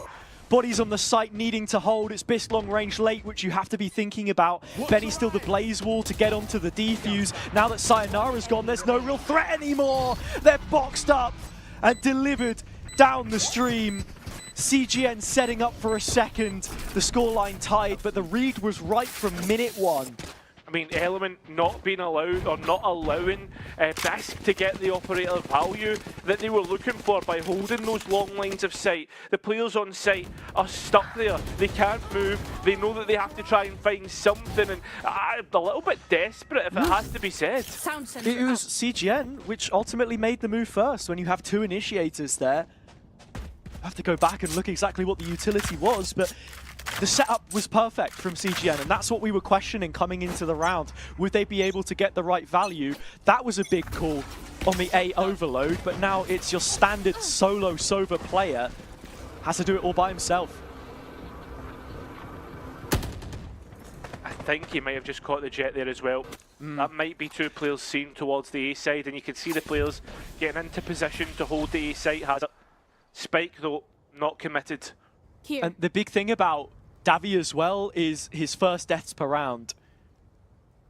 So few and far between. In fact, in the server right now, only Killez and Zeddy have died less in the opening engagements. Statistically, so strong across the board as a flex. My personal MVP of Ascension last year, and the main component for Soar's winning run. The stun combined, they're actually catching their own teammate with the barrier mesh, has allowed it to reinforce in Garage. I mean, they're starting to look towards B. That or A. Faking towards one side of the map, depositing a player to maybe lock through. That is going to come through the form of Insider as it waits there behind the barrier mesh, but the players are slowly scaling up A, and as they do, they form in towards Davi. H's crosshair has 2 big kills in, and now KPI have been completely stopped. A one-man army. The Swiss Army Knights of Sova players. And then where do you go? Back into Anguist or the A site? Run out of options here, KPI. They'll have to pack their bags and wait for the next to come around. Another opportunity at it. Even then, you look at the money and not too many options presenting themselves for this attack side. Frustration kicking in. You can see it on the face of Zeddy. Familiar with many a best of 5 from his time through CIS and now Spain. And Seconds left. you just got to wonder, when does the respite start to come? Because CGN are giving a much better look here. Yeah. The defense actually on Haven compared to the attack is actually the better side. It's one of the few maps that actually comes up. Usually it is CGN who are much better on the attack. But no, the defense on Haven, it's always like what you believe to be true is completely opposite for CGN. They do the simple stuff well. So many people will be sat there criticizing, saying if these guys are able to win with Benny on like 2 kills and Anguist dropping 30s, like how's it working? It's the setup. Again, that restun comes in. Actually, the Hunter's Fury off the back doesn't get as much retrospective value. Bisk with 1 shot back. They're going to be. Insiders opened it up for them. This is a post plant where KPI have credit for once. Yeah, they do. And they're being pushed back on towards grass. Element scaling up is going to be big for upsetting how they've set up here, KPI. Because if they do, I mean, they're not going to be comfortable in their positions. They call him Schnell L for a reason. Super stuff. Even looking for the wallbang now. But just buying attention away from his teammates. Vince is on the defuse, doesn't get it halved. Zeddy there to deny. This aftershock should have the second attempt held to rights as well. Couple of CGN players left, trying to make sure that nothing gets out. The blades all dispensed, nothing collects. Bisk won't even have a sheriff bullet in the chamber to attempt it. An important equalizer though, and it comes on a round with little money invested. I mean, CGN, even though like you know that there's going to be 3 rifles on KPI 2 saved plus whatever they got from the kill that they found earlier in the round. After Element gets that kill, CGN should be trying to fight Grass, trying to find a way to get things going, but I don't know, man. Like they're trying to be too cheeky and diffusing that spike and not interacting with the post plant that KPI have, especially when you've got like the breach, etc., ready to go. If KPI can find ways to get themselves into post more consistently, it's going to be a real issue for CGN. You're an ult point away from a lockdown, Rolling Thunder, and you already are banking Sayonara's Hunter's Fury. Angus peeking middle, but just dealing with things. Pace slowing down on this round, and to talk of Sayonara a little bit more, player coming into this team only in the first split to replace Purpo as he went to VCT EMEA. Of course, only being 16 himself, so not old enough to participate in the big leagues yet. He was more of a Sova player than being on that dual list. You saw him playing the off roles. This is a map where maybe his supportive traits are a little more useful. No value at all. Oh, no. Hello, Benny just come from nowhere. Stole a kill and ran away. Unfortunately, the Annihilation won't be stealing anybody this time, and the players are looking to try and get something back. Pushed back because of the barrier mesh. It looks to be finishing B, or is it? There's nowhere to go. They won't be going A, they won't be going B. Here. Might just be going back to the spectator screen. The spike's on Bisk's back, and again, Insider has found his gap. They will just about be able to put this in post, but it's by the skin of their teeth. It's an ult out. KPI laying everything on the line to get themselves the lead. They can't! Yeah, there's no chance. They don't even hit either. They lose the lockdown, they lose the round, they lose their buy is stricken as well for the next one. KPI are putting themselves at a real back foot. And if Smart 7 can feel the frustration from the players, I can imagine there's a timeout on the horizon. We good? Has to be. Has to be. There's no way that Smart 7 can sit there right now with all the experience that he has and think that something doesn't need changing. Hard to say at the same time. Wish you were a fly on the wall that spoke the language. Oh yeah. That's it. Do you know what I mean? If you think you have the right game plan coming into the start of the round, sure, that's one thing. But it's these mid-rounds where things have got much more chaotic. And actually, it's CGN making the most of that more often than not because they have the opening pick.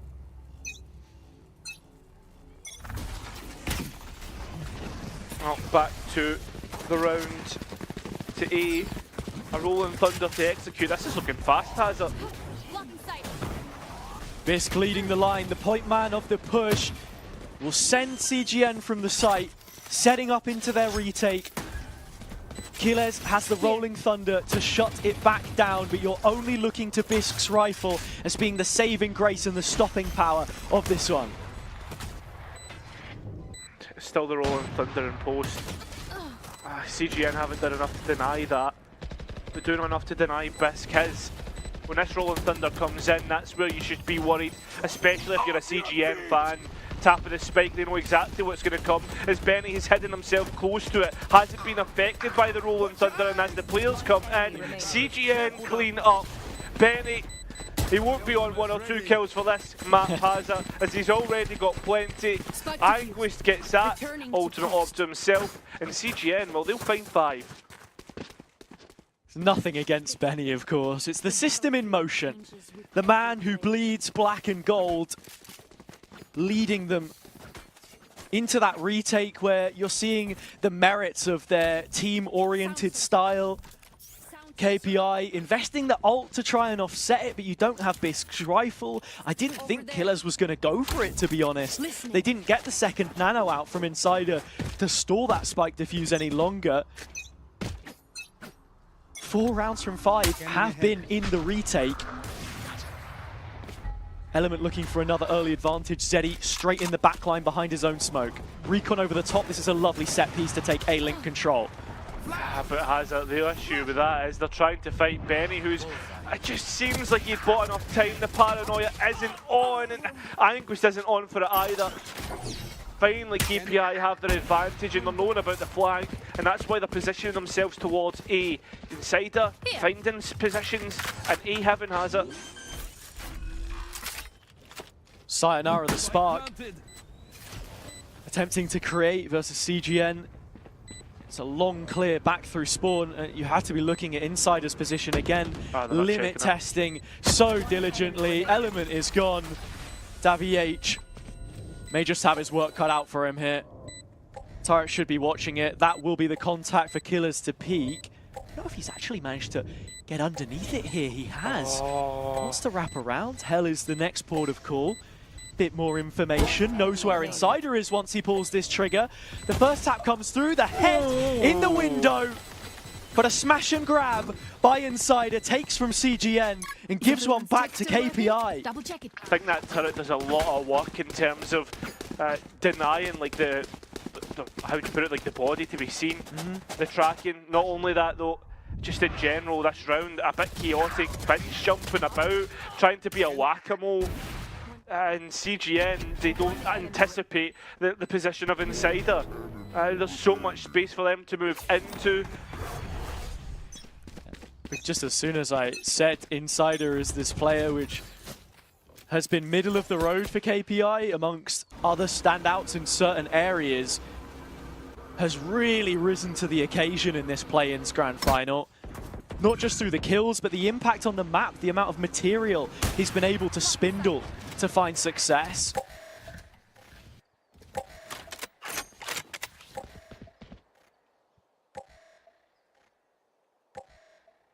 Attack side up once again for Bisc.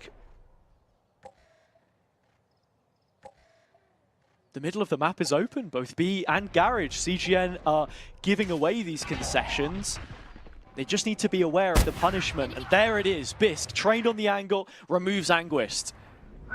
Off the top of the head though, as I was just thinking, I don't think we've seen much in terms of the value from these sonic sensors. A lovely shot onto Zeddy, and actually we're seeing the run it back being sent in. Vince still under pressure, and Benny somehow found two through a wall bang. This is a disaster once again for KPI. They've lost the attack side up, they've lost the site, and they've lost a chance at having an advantage here. Because at this moment in time, CGN are guaranteed to be equal on the half with KPI in the next one. This is ridiculous.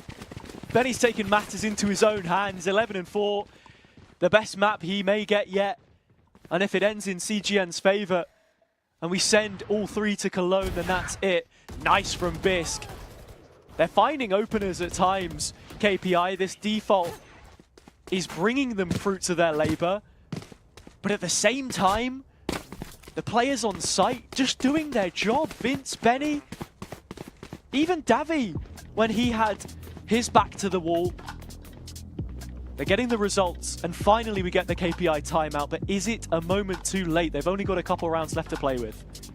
They don't have a bye to play with this round either. I mean, Hunter's Fury perhaps through Sayonara. I mean, the Rolling Thunder nowhere near. 4 points for off Insider's lockdown. Like that's just like your in terms of chess pieces, like the queens or the rooks that you would use to try and get yourself into a good position.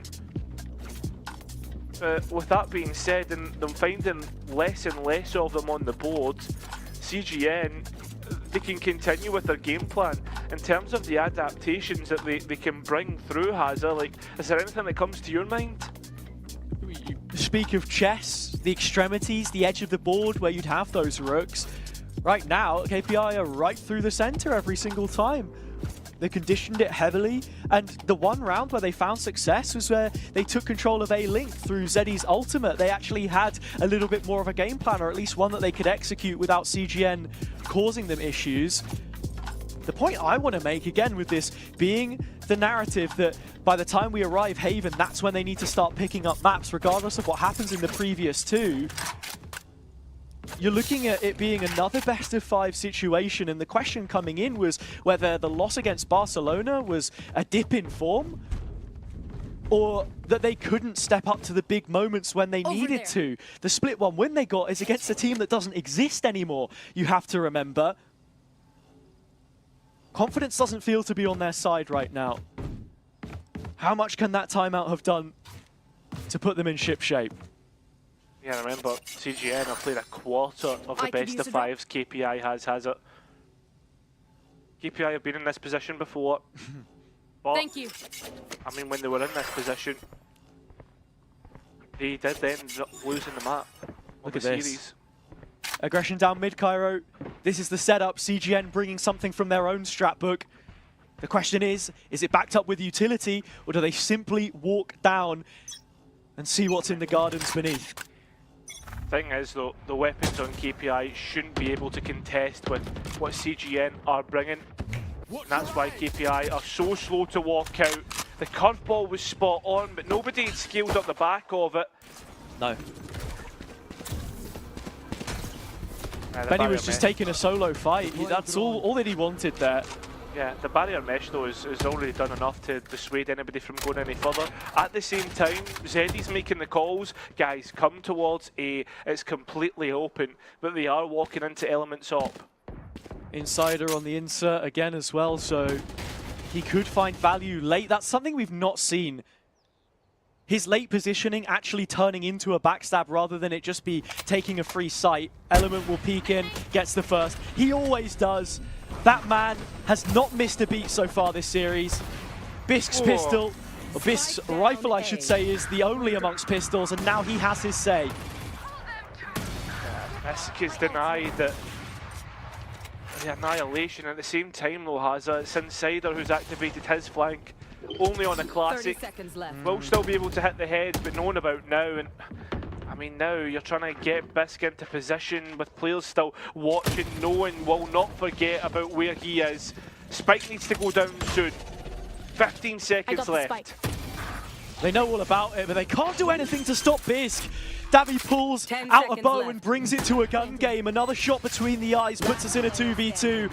Bisk wouldn't stop until every CGN Rifles. player was put to rest. Insider, given the Arsenal, opened back up, missed shot, chance to clutch, but Benny's defusing all the while and back through the flames. It's out of the frying pan and straight into the belly of the beast itself. 7 posted by CGN, their advantage will be there. Exactly, confirmed and ready to go with 1 round left. That's the last buy that KPI will have. Blades, Hunter's Fury, that's probably about the max you'll get from both teams, excluding the Blades for CGN. It's looking dire. That's the one thing that has to be said so far. CGN have done better than they have before on Haven in terms of their defence. This new comp seems to be finding success. Scoreline would suggest it. Anguist, different role for him, trying to play off his own util combinations. Brilliant. They're grounded. And Davi wants to pound them 6 feet under. Just the 1 player advantage that they get, and another missed Hunter's Fury by the 16-year-old. Means that KPI cannot reset.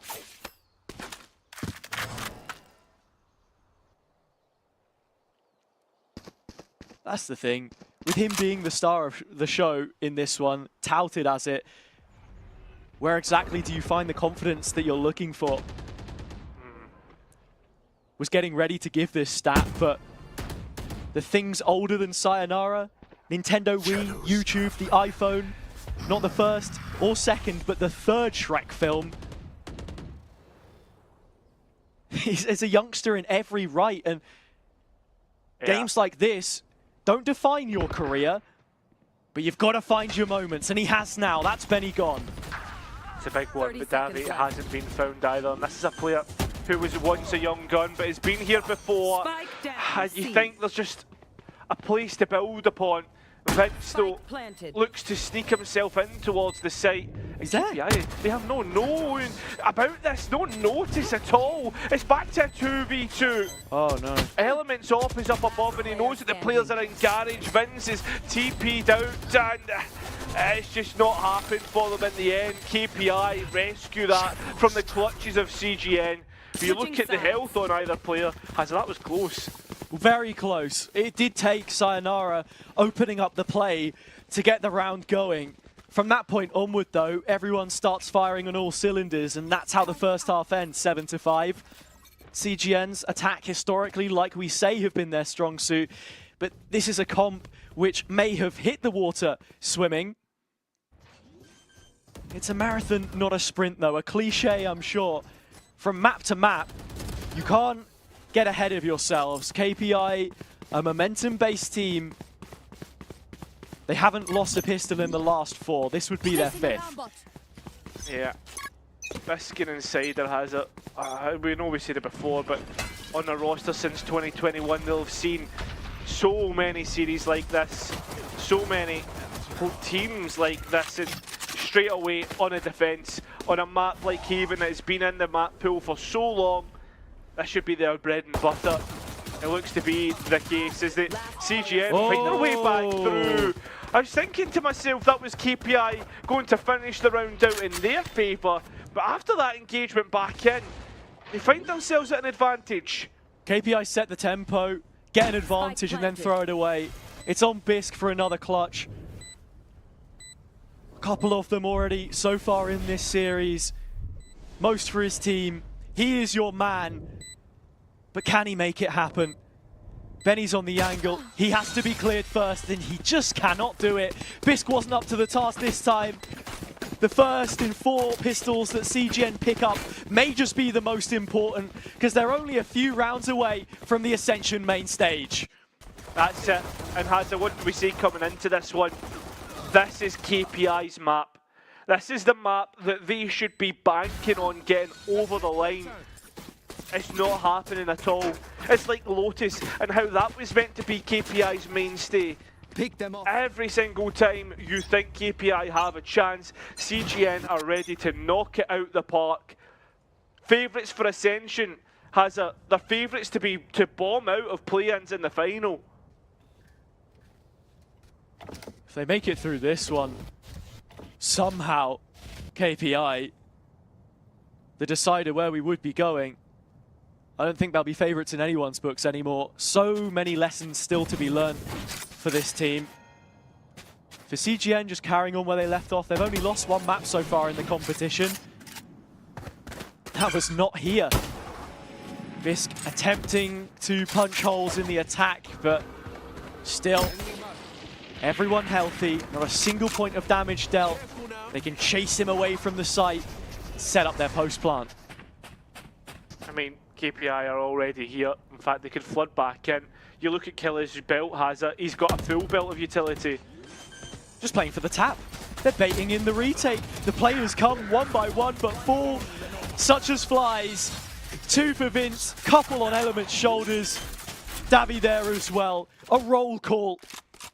When you talk of players on CGN's side, every single one has been accounted for so far today, Cairo, and it doesn't look like that's going to be stopping anytime soon. The worst part for KPI in that last round is CGN had 4 rifles brung into their anti-eco. 1 pistol as well. Vince is going to pick up that last rifle. So when you look at this and what the bonus round essentially becomes the rifle round, and KPI need to be very careful that this does not get converted. Cover going out. Here. This is looking like B. CGN are right through the center of the map, and if they convert the bonus, it's a stake in the heart of KPI. Double digits on the horizon. Davy has been hit low. They've broken all the utility, but not Zeddy's paranoia. Killers is waiting as well. Everything coming through, but where did the smoke come from? They just called it early. They went straight for it ahead of the curve. KPI fumbled. Benny with a chance to isolate a fight out, but he's the one instead who's put down. Sayonara adding another to his tally. Keep on building. I mean, you know the cages in garage, so that's a chance to get a player up. Remember that grab net works actually through the walls. Escape though. CGN are finding players, but they're not taking their chances at picking them up and equaling out the player count. 30 They do seconds get all left. of the long control. Maybe just waiting for the alarm bot to go down so Anguist can find the timing. Players running in. It's Bisq that they have to face up against. The dash primed and ready. 3 players here, Cairo. This should be a simple shutout for KPI. It should be. Down A. And it looks to be. Spike's 10 down, seconds there's no way of left. getting it back. And I think the rifle's into the next round. Keep that economy nice and healthy. Easy to do so on the attack with spike plants and the likes, but I think in the end it keeps them competitive for a lot longer. And KPI, they aren't too far off their opponents. No, they're not. I think the first half made things look worrying. Yeah. It's more the side biases inherently that you're looking at and thinking, ooh, well, this one may be a little worrying too. And as well, the impact that each individual player has had. You've only got Bisq on 10 kills right now, and an idea I did want to introduce perhaps would be Killes, how much impact he is able to offer. There was talk after that Champs 21 final whether he was a big game player or not. You are leading your team, ultimately you're judged on the results rather than performances. They're already 2 maps down though. That previous was a lot better in terms of setting up ways to punish CGN, you would say. I mean, they had ways to punish them on this map, but they haven't quite hit. Most of it has been the making of CGN, it has to be said, has it? A nice trap play in towards Garage, but that paranoia pulled early, insider, not into position in time. And Benny has already been on the mark. That C site, the utility down, and that spike will go down easily enough. On top of that, the run it back has been taken into consideration. Yeah. I suppose plan could be difficult. No, it's going to get more difficult with Sayonara gone. The reclear is now missing. You have to be thinking about the garage space, and if KPI can take this. No, we've not thought about Anguist. He peeks out perfectly, man. There goes 2, and that's possibly double digits. Bisq is trying his best. Something about a 1v5 clutch just doesn't seem doable, has it? It never usually is. And with CGN playing together, double digits will be found 3 rounds away. That's all it is between CGN and Ascension. CGN just a quick voyage into garage, only the drone, and Zeddy bites down immediately. That's 2 rounds now where the paranoia has come out after any contact. Then Insider is left to fight it by himself, and all of a sudden C is open, and it just looks too casual for the boys from Cologne. Rifles here. Going to be your last stand. You're playing to deny 12 in effect. It's crazy. Finding yourselves on such a back foot. I have to run it back. It doesn't find what they're looking for, but at least find the KG. And the straight away has the utility goes down once again. Zeddy used it this time, but Insider goes down. Again, it's just the same round over and over. Killes headbutts the fire, devoured instead by Anguist's rifle. On Flames himself individually, the Blaze Wall in their face, a 4-on-3. Numbers for CGN, they always convert from these situations, but they have a little less control than they did in the previous. Yeah, that's it. I mean, Element's already so far up, playing within the smokes that's been put up. Bisq, he's running gun on his way through it. Yeah, Sayonara's out on C-Long as well, has it, trying to find his way round the CGN setup. Nobody's looking here. They don't know about Sayonara. The 2 names on KPI's list that you'd want to win a round for you, but neither can create enough. It will be 11. CGN are on the warpath. The lust for blood continues. The limit testing from Element as well towards Spawn. He does get a slap on the wrist from it in the end, but it's another round which feels settled as soon as that garage control changes hands. That's it. And on top of that, like, we're starting to get into the ultimate cycle. The eco as well is not looking good. The buy for KPI are finding themselves has again, like as you say, trying to deny the series point time and time again. Oh, I like this variation of the setup, bit more aggressive. Insider gets something this time around. The net will find Zeddy, but the biggest issue is Vince walking up long. Oh, he's seen him as well. And Killers is trying to come in to get a trade out. Vince peeks, can't quite find the pick that they're looking for. The Annihilation misses, Element doesn't. Sayonara in the back lines. Behind him once again. The two players on site need to find something to alleviate any sort of pressure.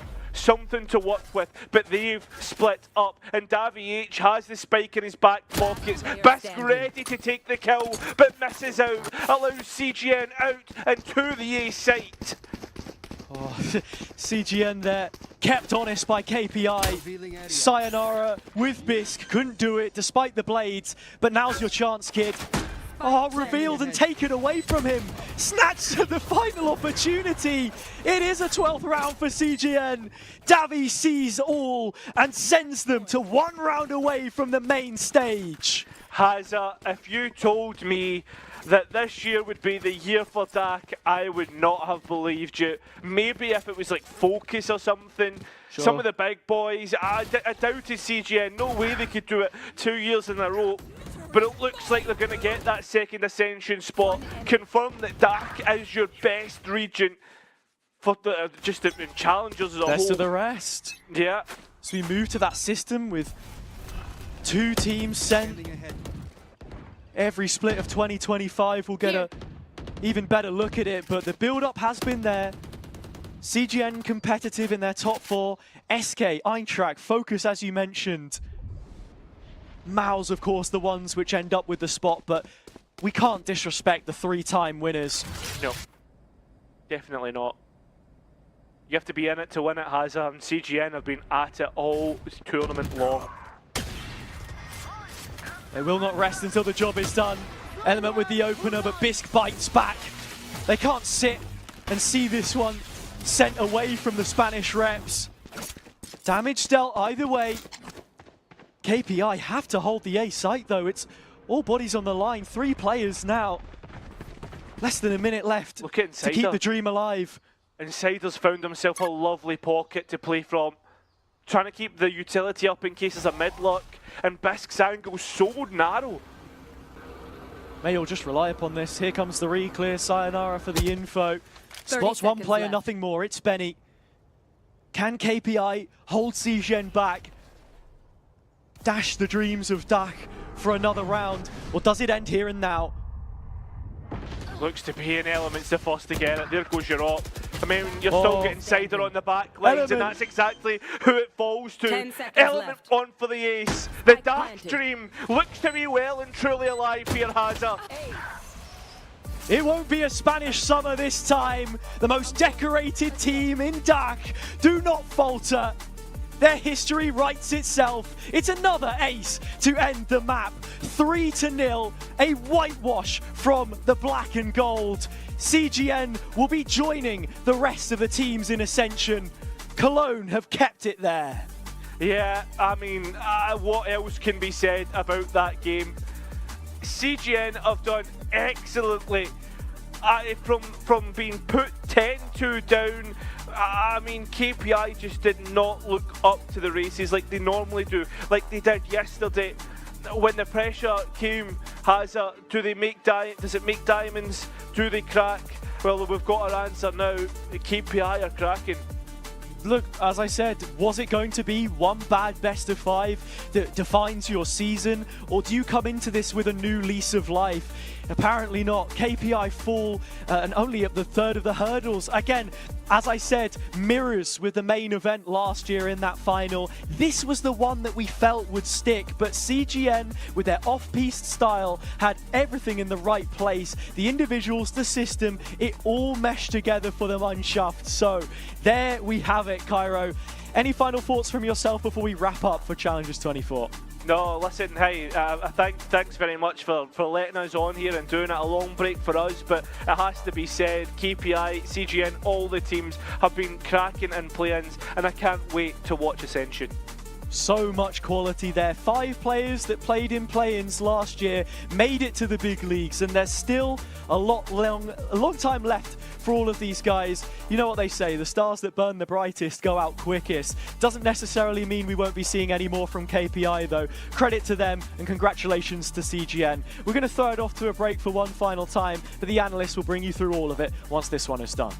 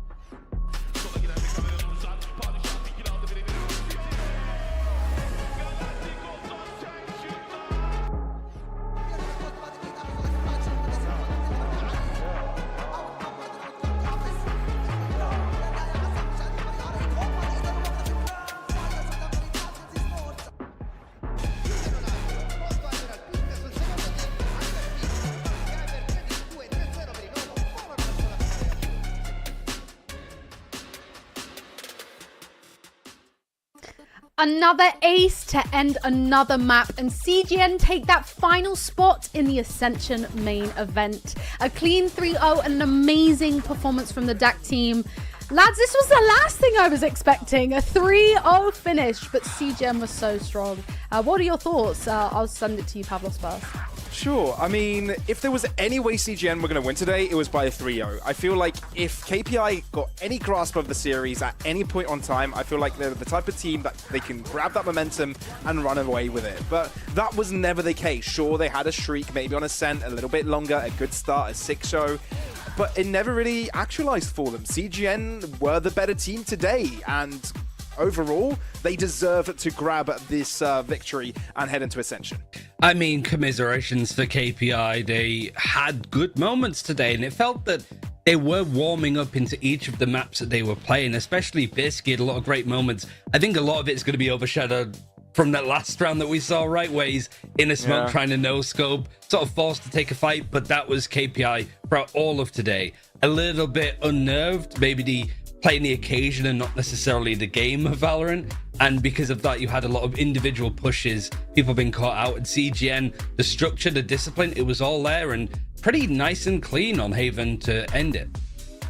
Yeah, definitely. And I know that we've got some other bits and bobs to go into, and we do have an interview coming up. I'm not sure if the special interview guest is ready yet. But I just think it's incredibly exciting now to know that CGN, you know, were the front runners in... No, I don't know what I'm talking about at this point, actually. I think I'm just waffling. Like, okay, let's talk about Haven a bit more, actually, because there was one point that we all turned around to each other and we were kind of like, this is just a normal game. And as we said it, it just like amped up. Yeah. What for you in that moment was the amp factor? I mean, I think it's Element for sure. Like Element and Bis, the two jets just popping off when they needed to, realistically. Like Element, we haven't really touched on him all that much, especially over the last series and in this one, but he was a terrific player and he's what you want your duelist to do in a grand final like this. And we do have our interviewee ready, and we are going to be joined by the amazing assistant coach who we know very well and we all love dearly. It is the amazing Zesh. Congratulations on your huge win. How are you feeling, first of all? Good. It had to be done. I mean, we took the long way, and I'm happy that we managed to make it. You know, 3-0, I didn't expect it, but we'll take it. Yeah, definitely. And I just firstly wanted to ask, what was the motivation and kind of inspiration behind the deadlock pick on Haven? Because I know you do play them sometimes on Bind, but what kind of inspired you to pull this one out on Haven? You just sometimes gotta do things that nobody does. I think it's pretty easy, you know. Yes, there's always a lot of theory and this and that. Sometimes you just gotta go with what feels right, and putting Aegis on that duelist, on that agent just felt right. It was a good choice, and he performed accordingly. At what point? I just want to say, I feel like Zesh is like pretending to be a football manager with the way that he's talking. It's so formal. I'm just myself. I heard this before. Pavlos said it. Hazard said it. It just is what it is, you know. Maybe it's a German in me that finally unveiled. It's showing up so much. The pride, I imagine. Yeah. All right, I mean, most I've got certainly. a question here for you, Zesh. So first of all, when did you realize that, okay, we've actually got this in the bag?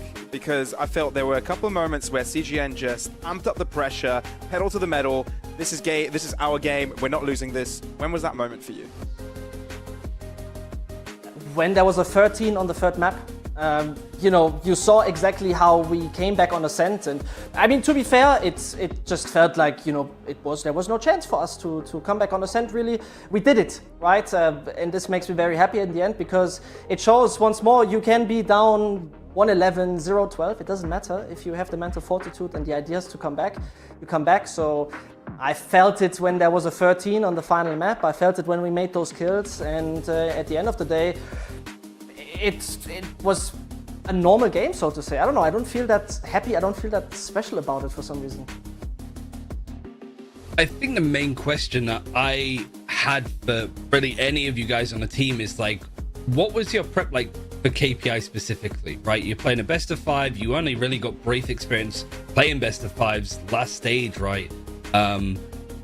Sayonara was quite quiet. Was that part of the plan to try and shush him a bit more? Was it to sort of keep the discipline and structure? You've got Benny sort of having really poor stats, but still being able to like pull it across the line on the Phoenix, on the Gecko of Lotus. Like, what was the idea behind today and dealing with a team like KPI? I mean, first of all, you said it right there. Benny's stats look poor, but he had major impact on the game. The way he called, he made decisions, he took control over the game, which was most important. And when we talk about another factor, I mean, take a look at the head-to-head duel between Element and Sayonara. Element took charge of the situation, he knew how to dominate him, and he dominated him. The guy is insanely talented, he's really good, and I'm sure he has a great future, but today it was about showing his place. This is what we've done, and it worked out. Oh, it's me. It's me. It's your turn. It's my turn. I have one more question. Sorry, I was staring deep into your soul there, Zesh. You have a month off now, which is a fair bit of time, especially after kind of the way that the schedule's been recently. Before the next stages, what are your main sort of focuses so that you're ready and prepped kind of going into the next stages? I mean, you saw it yourself, right? We started 10-2 on Lotus and finished 39. We were hardly bringing it over line on Ascent. There's a lot to polish for us. There's a lot we need to adjust and find our real groove on, because KPI is an amazing team, right? They delivered an insane battle against us. But at the end of the day, we could have played better. We could have won Lotus 13-5, 13-6 as well. We didn't do it because we also made our mistakes. So at the end of the day, you know, a lot of people are always questioning us. Is this even normal VALORANT? They're making fun of it. But at the end, you got to focus. And we managed to focus. So very happy that this result came in. We're going to use the time very effectively to most definitely make it into VCT. Yeah, and you've more than proved all of those people questioning your methods wrong. So congratulations again on the win, Zesh. We won't keep you any longer. Go and enjoy your evening, and we'll see you later. Bye-bye. See you later. Bye-bye. I have to say, boys, the heat's getting to my head. Both of these lads have got aircon, and I'm a poor ginger British woman sat melting in this heat. Talking of melting, what a great segue. I did want to talk about Benny's performance on Phoenix, because we, funnily enough, highlighted the last match, how being an IGL may not allow you to perform. Benny more than performed on Haven. So Ryan, I want you to talk us through maybe a bit of Benny's performance on this one. Yeah, I mean, it was for both him and also Anguist's Deadlock, right? The two really out there agents. It's been a while since we've seen Phoenix played by really any other teams in these situations. So how were they doing? Like Benny on the Phoenix, a lot better individually over on Haven in comparison to Ascent. And Anguist, I do sort of understand the point that Zesh made of like doing something a bit different, but I do think Anguist played fine. It wasn't to do with him, but I don't think the Deadlock really did too much for them on their defense. And then like on the attack, it felt that everything was confirmed at that point. So it's, I guess, good to know that like easily you could have swapped Anguist out to a Cypher or a Killjoy or even a Sage like we saw previously from CGN when they were playing earlier on this year. So I guess that's a good thing for CGN, that they could sort of swap in and out agents. Any team that's going to run into CGN in Ascension, they're not really going to be sure what to go for. But I think it was like the Phoenix looked a lot better. The Deadlock left a little bit more to be desired, but I don't think that's inherently a problem for the future. And Pavlos, something to chat to you about is Vince, who has been a standout performer today. There's maybe a couple of times he was a bit slow starting, but yeah, talk us through Vince's stats. Actually, I have a question. Do you think he was the finals MVP? Or was that Element? Ooh. I'll answer the first question first. I think Vince was spectacular today, absolutely showing up. And I think the most spectacular thing about him was his multi-kills, right? He would never end up around. If he gets one kill, he'll get a second one, right? He had the most multi-kills out of the entire roster today, out of all 10 players playing. He also had an ace, 3 quad kills. He was at it today. Whether he's the MVP or not, I don't think I'd call Vince that. He was consistent, but I think the defining player out of today, it would have been Element, Ryan. I think, given the fact that he had a big task against him, against one of a really strong player players, and a lot of the people were sort of fearing this head-to-head and seeing, is this where Element has his limitations? I guess not, because he showed that he has flexibility in his role and he can deliver in the most important of games. Yeah, the one thing I wanted to quickly say too, like I guess it's like watching Element. We're so used to seeing him, right? Because he was on XL, he was on OG, he's been around a while, and we know how good he is. He was 20-6 on first kills, first deaths. He was unstoppable at the best of time. 277 ACS across this 3-map series, and you've got Vince just behind him there. But if you go plus 22 in differential and do so well with first kills, first deaths there, and it feels like you're not even breaking a sweat, and it's hard for us even to notice the impact he's having because it's just so consistent. Yeah, like that's a hell of a performance from your duelist. Like Sayonara, like Zesh even mentioned it, he is a player that is going to get better in the future. He struggled today, naturally, but these kind of performance maketh the man. And that's what I'm excited to see from Sayonara in the future. And no matter what, that kid's like future is going to be impeccable.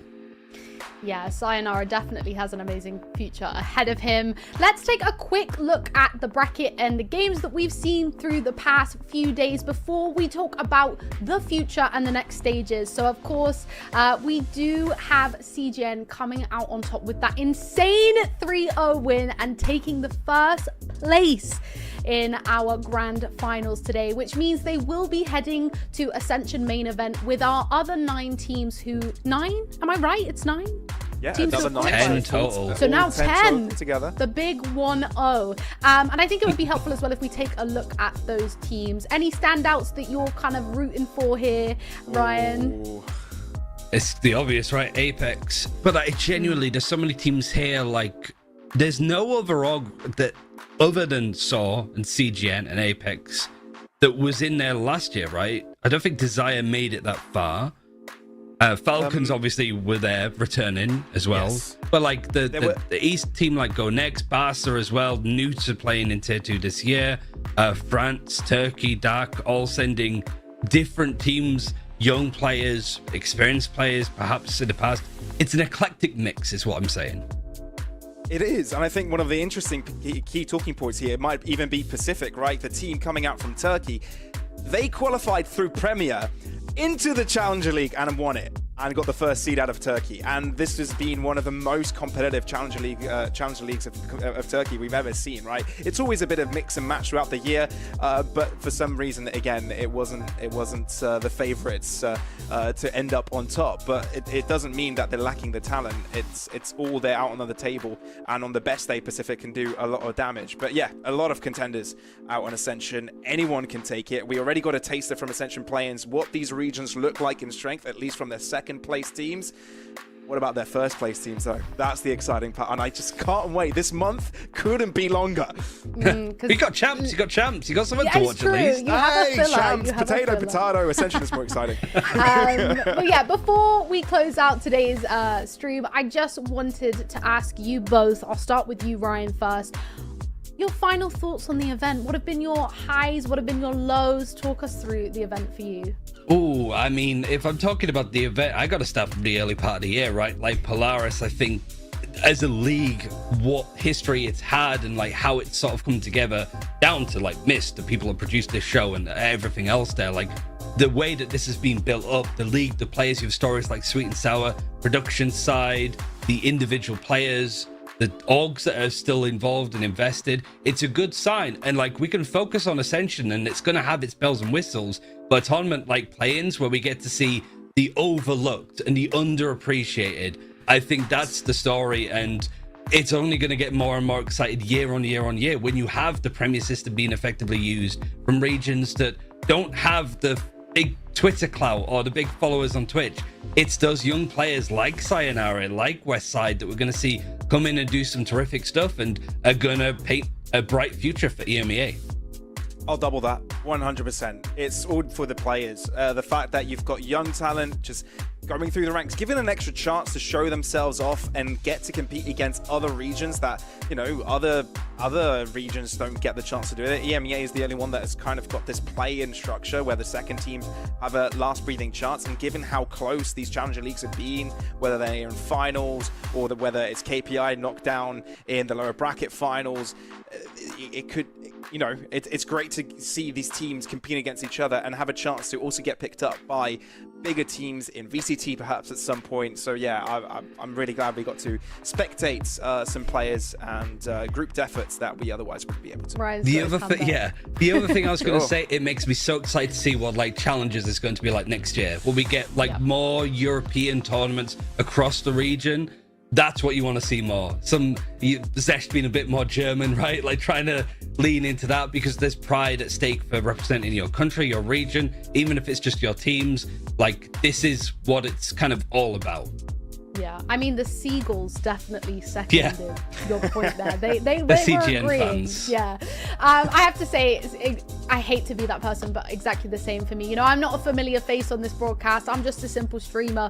But it's been amazing to watch this talent that, you know, in the next 2-3 years, you're going to see sort of in those tier 1 teams, or if not, still going in these tier 2s. But let's talk about the next stages, because in case you guys want to pop it in your diary and get prepped and ready, we do have the Ascension group stage coming up on August the 31st, and that will end September the 4th. It's here, right here. And then after that, we do have the playoffs, which I'm pretty sure some of which will be live from Berlin, from the arena.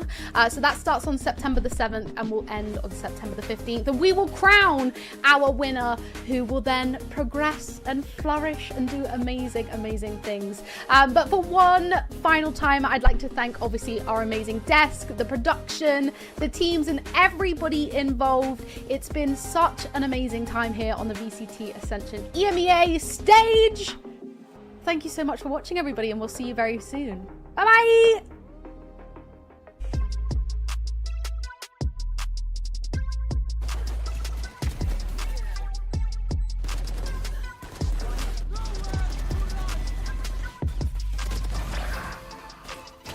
One enemy remaining. One enemy Spike planted. One enemy remaining. One